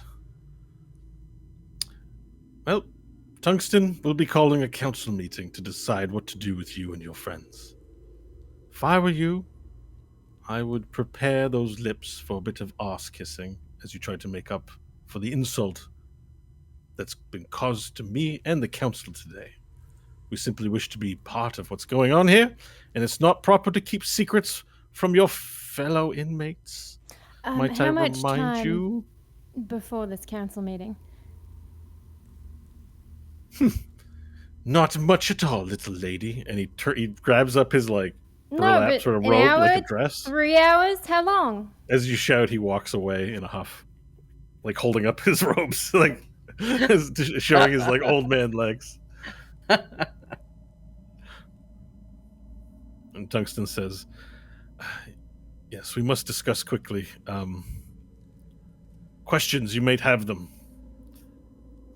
Do you know much about this place?" I mean, how much is there to really know about a prison? We need you. We need to get out of here. Ideally, we need a good plan and strategy for how exactly to do that. And magic. The magic's And off. magic. Magic's very important. You are the Silele Prime. Currently, yes. That is most momentous. We have not had one since coming to Earth. And who is he? And then Union says, "This is Valir Onath, the son of Dalit Onath." And his eyes go wide. It's an honor to meet you, Valir. It is so comforting to know so many of our preparations have not been in vain, and that you are here now before me. Yes, thank you. I'm very excited to meet myself, too. There is an urgency, I believe, that you had expressed, and I would like nothing more than to bask in my new role, but certainly we gotta get out of here first. You must understand, Pentelweiss is no ordinary prison for vagabonds and miscreants and things of that nature. It is a prison for mages. Everyone here is a practitioner of arcane arts that is being prevented from using his or her powers. Okay, so They we crave gotta nothing figure more out than a way. They crave nothing more than control. And we figure out a way to get him back. Watch this. See this sword? This is diplomacy. Parlay. Does the sword float out of its scabbard? Doesn't work. It's a magic sword. Normally, it would float and it would be very amazing. But they have arcane golems all around inside, working with no issue whatsoever, which means there has to be something that prevents them from being impacted where the rest of us are impacted. Now, Nash here, give a little float, Nash. I'll just lift up a little bit. Look at that. Oh, how is this possible? Exactly. Now, also, and I don't mean to alarm you too much, Nash, his heart is a magical artifact. In theory, second he walked in here, he should have died. So clearly there is some way for magical items, beings, properties to still carry on and still work just fine within this area. You're a smart person. That's why we're here for you. We just need to figure out what it is, get our magic back, get out, build the thing, the deal, trianglosphere, save the planet. We got it. Right. I can answer that question about how things are affected. It's a magical dampening field. So things that exist of a magical nature in its form and existence remain unaffected, whereas things conjured from the arcane are not permitted, are denied. So that would roughly explain what's going on. But the collectors, we have not seen them, but hundreds, I don't know, it was before my time, but apparently the collectors roamed these halls freely to interrogate, torture, and perform experiments upon the denizens here, imprisoned here. And they had, it is said, they had rings which prevented them from being affected by the magical dampening field. There's many rumors about where to find such rings amongst the denizens in here. But I myself have had my theories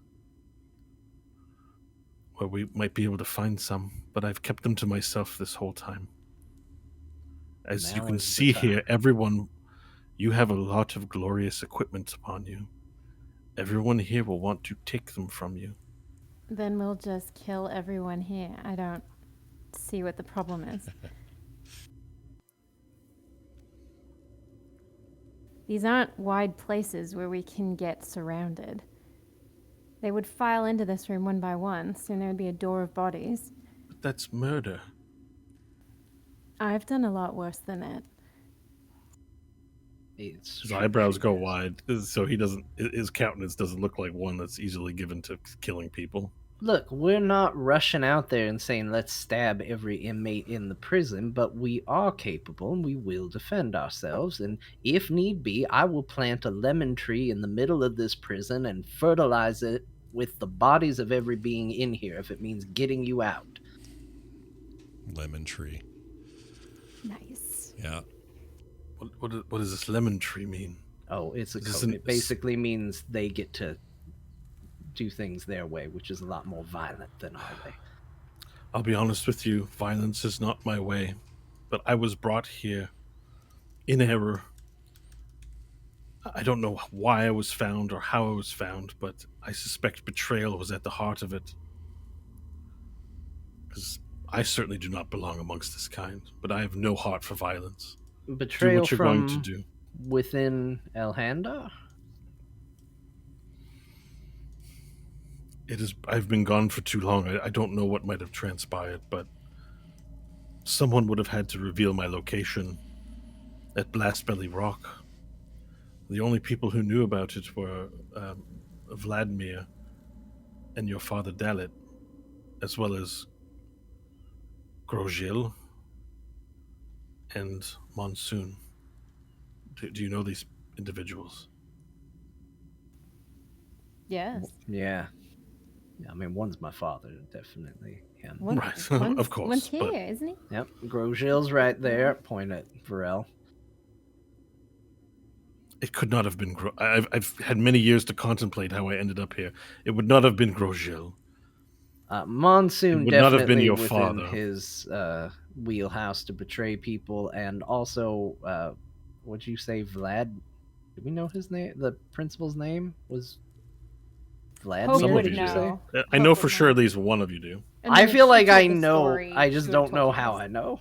Yeah, you probably weren't headphones off during it, but it would have been during Hope's Team Evil. I thought Monsoon told us because Monsoon knew all these Yeah. people, and he Yeah. came Yeah. and talked to us. I think Yeah. we know through Monsoon.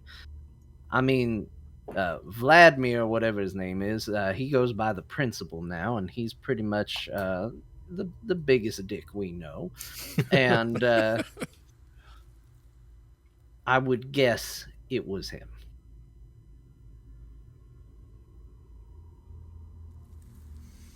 Well, it's certainly disrupted our plans in that way, but whatever it takes to get out of here, your world needs to be saved. I agree. So we got to find rings and figure out a way out of here. You said you had some theories. Yes, I have not seen a collector since being thrown in here after a few years. My theory is something might have happened to the beings who in control of Pentelvice. We have not seen any guards, any collectors.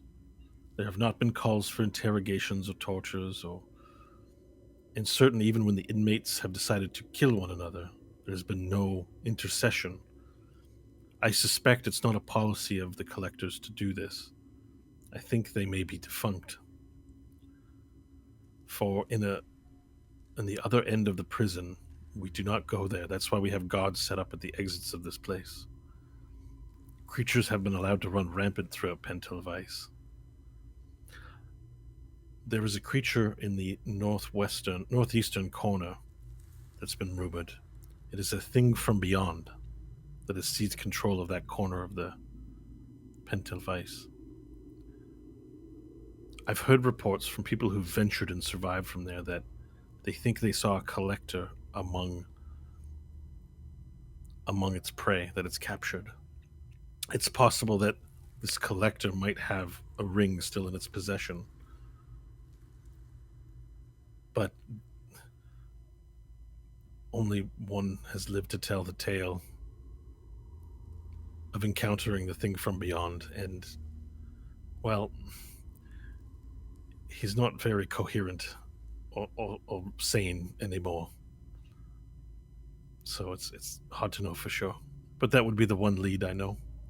Well, it certainly would make sense if collectors walk these halls and there's a big nasty capable of killing them. Bodies would remain. And seems to make sense to me. What say we go kill a beastie? Do you think we could share this information? Maybe get some help? See if they'd go ahead. Wonder if the were people would help us if we brought them meat. Probably be more concerned what a group of mages might do if they get to that ring before we do. That's fair. Yes, we can't Yeah. tell anyone about the existence of this ring. I've held this secret for 60 years. We shall not tell any one of these monsters. They are here for a proper reason. They are death lords, necromancers, the worst that the galaxy has ever seen. We cannot let them get into possession of any magic, or we will have a much harder time leaving ourselves. So why wouldn't we kill them? It's murder, it's wrong. But you just said they're the worst people. Well, they're in this prison for that reason. I assume, from what I understand of the collectors, is they're something of a security force for the worst of cosmic denizens. That evil mages and creatures are thrown here to be imprisoned, not murdered, eternally. For murdered mages return as liches and undead beings. It is much safer to have them rot in eternity in a hole than to kill them outright. Hope will contemplate that. She did not realize. Our We best bet. also ran into the warden of this place. I don't know if he's always been the warden, but that's at least what he claims to be. And Stanley would describe him, that he had weird scars around his eye and seemed erratic, unwilling to listen. I've never met this warden. I was taken from my bed in Burp, thrown into a hole, and then I walked down a hallway and thrown into another hole, and then I was here, without explanation, without anything. My one hope was that my message would get to you in time before my powers themselves were stripped.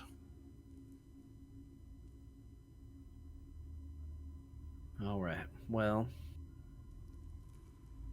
look, I'm gonna say that you continuing to live is pretty damn important to what we're trying to accomplish here.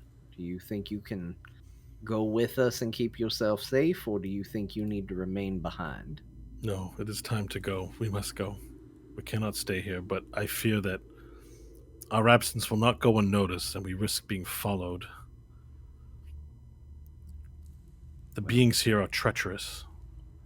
We will deal with that as it comes up. And Stanley will look at Yunyan and say, look, I know you're committed to being my bodyguard and all, but I'm not going to be Solele Prime if we don't get your uncle here out of this place. So, eyes on him at all times. Top priority. Yes. My Solele. And she agrees, takes her place at her uncle's side. All right, well, let's go kill a vicious beastie that destroys everything in its path except for one crazy person with nothing more than magical pokey sticks and daggers. Hope will give Varel a big pat on the back. It's time, Varel. All right. Okay. So you get up and Tungsten gathers up some papers and scrolls and stuffs them into his robes as you guys make your way back out of the hallway and make your way to the main cafeteria room in this mage prison. And as you make your way into the room, a sort of semicircle of these inmates have formed, and now they circle around you and block your path.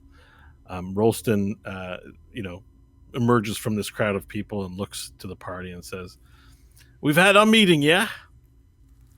Seems like we need to have a little bit of a talk before you get settled in here with us and know the rules of this place.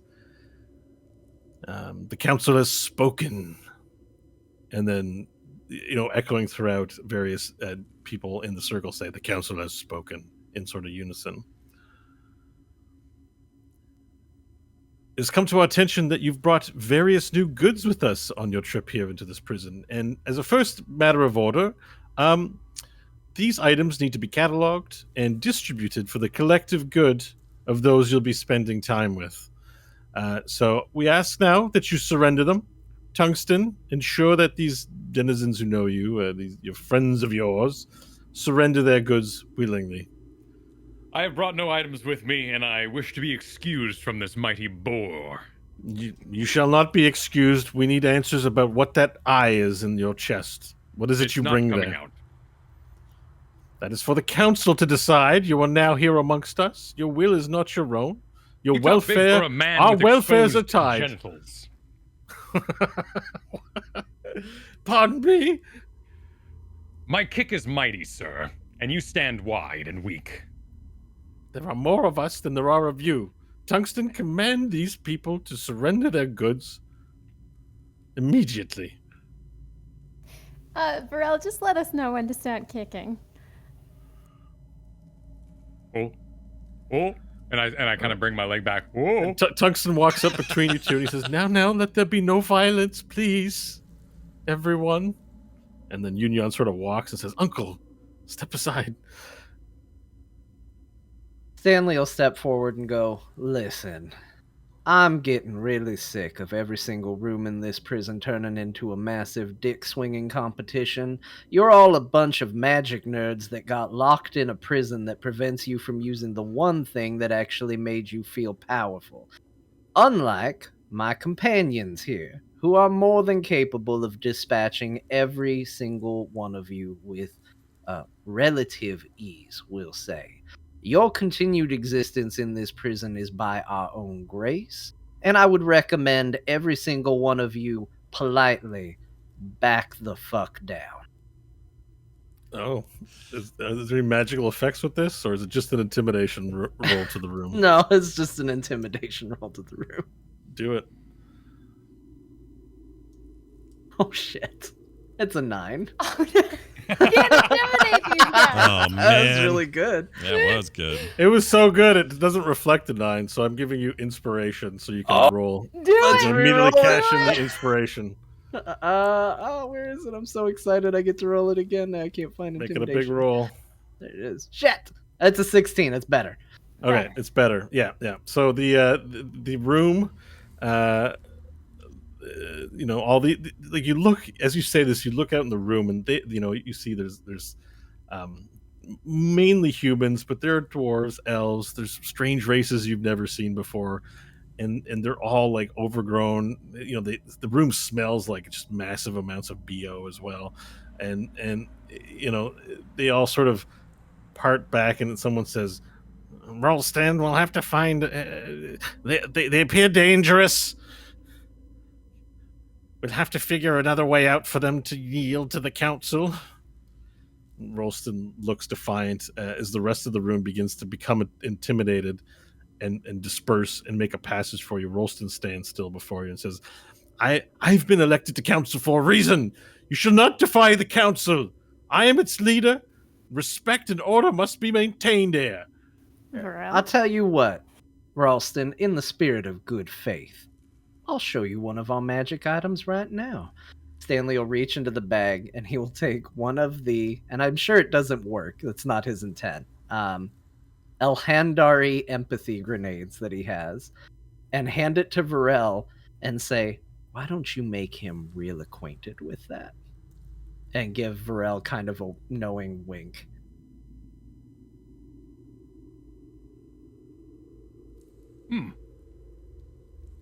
and I'd like to just bop him on the head with it. All right, make an attack roll. A 21. All right, so hit. Roll your damage dice. All right, this would be an improvised weapon. Yeah. No, it's a blunt. It's a mace. Roll it like a mace. It's a okay, full sweet. on.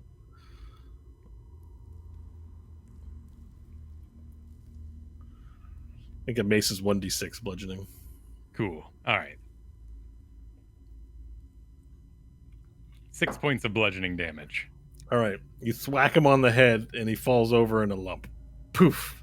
Just falls over right to the ground.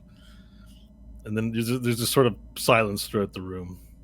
And a passage amongst the people opens up for you to continue your way through. The rest of the room won't block you. All right. There's a lot of whispering. Casually step over the body. Keep going. Just walk. Does he have shoes on? No. Okay. Yeah. All right. As you walk past everyone, you sort of hear whispering, but it's hard to make out the words. But you do hear a, "Tungsten better watch his back. And don't come back!" You hear sort of from some cowardly person yelling from the back. There's a lot of plotting going on as you make your way through the room and exit back out into the main hallway. And I think that's where we leave it for today. That's a good spot right there. Spot. Yeah, So we pretty got good spot. Yeah.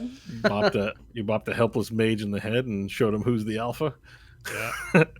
Got a sweet swear out of Stanley. That was pretty awesome. No. Yeah, watch out, everybody. Stanley's got the goods. There you go, then. That's going to do it for today's session. We hope you all enjoyed yourselves. And a reminder that you can support this show with your dollars. Yeah, that's right. Not gold in a fake world, but real money in this one. And you can do that by going to therewillbedungeons.com, click on the support link, and Bob's your uncle. You're in. It's super easy, and we'd love to have you. So head on over there now and take care of it. There's also ways to contact us. If you have questions for us for our big Q&A episodes, all that sort of stuff, you can find it at therewillbedungeons.com, and we would love it if you did. Big thanks to everybody who joined us live. Everybody at home, we love you too. We hope you have a fantastic week. We'll see you next time.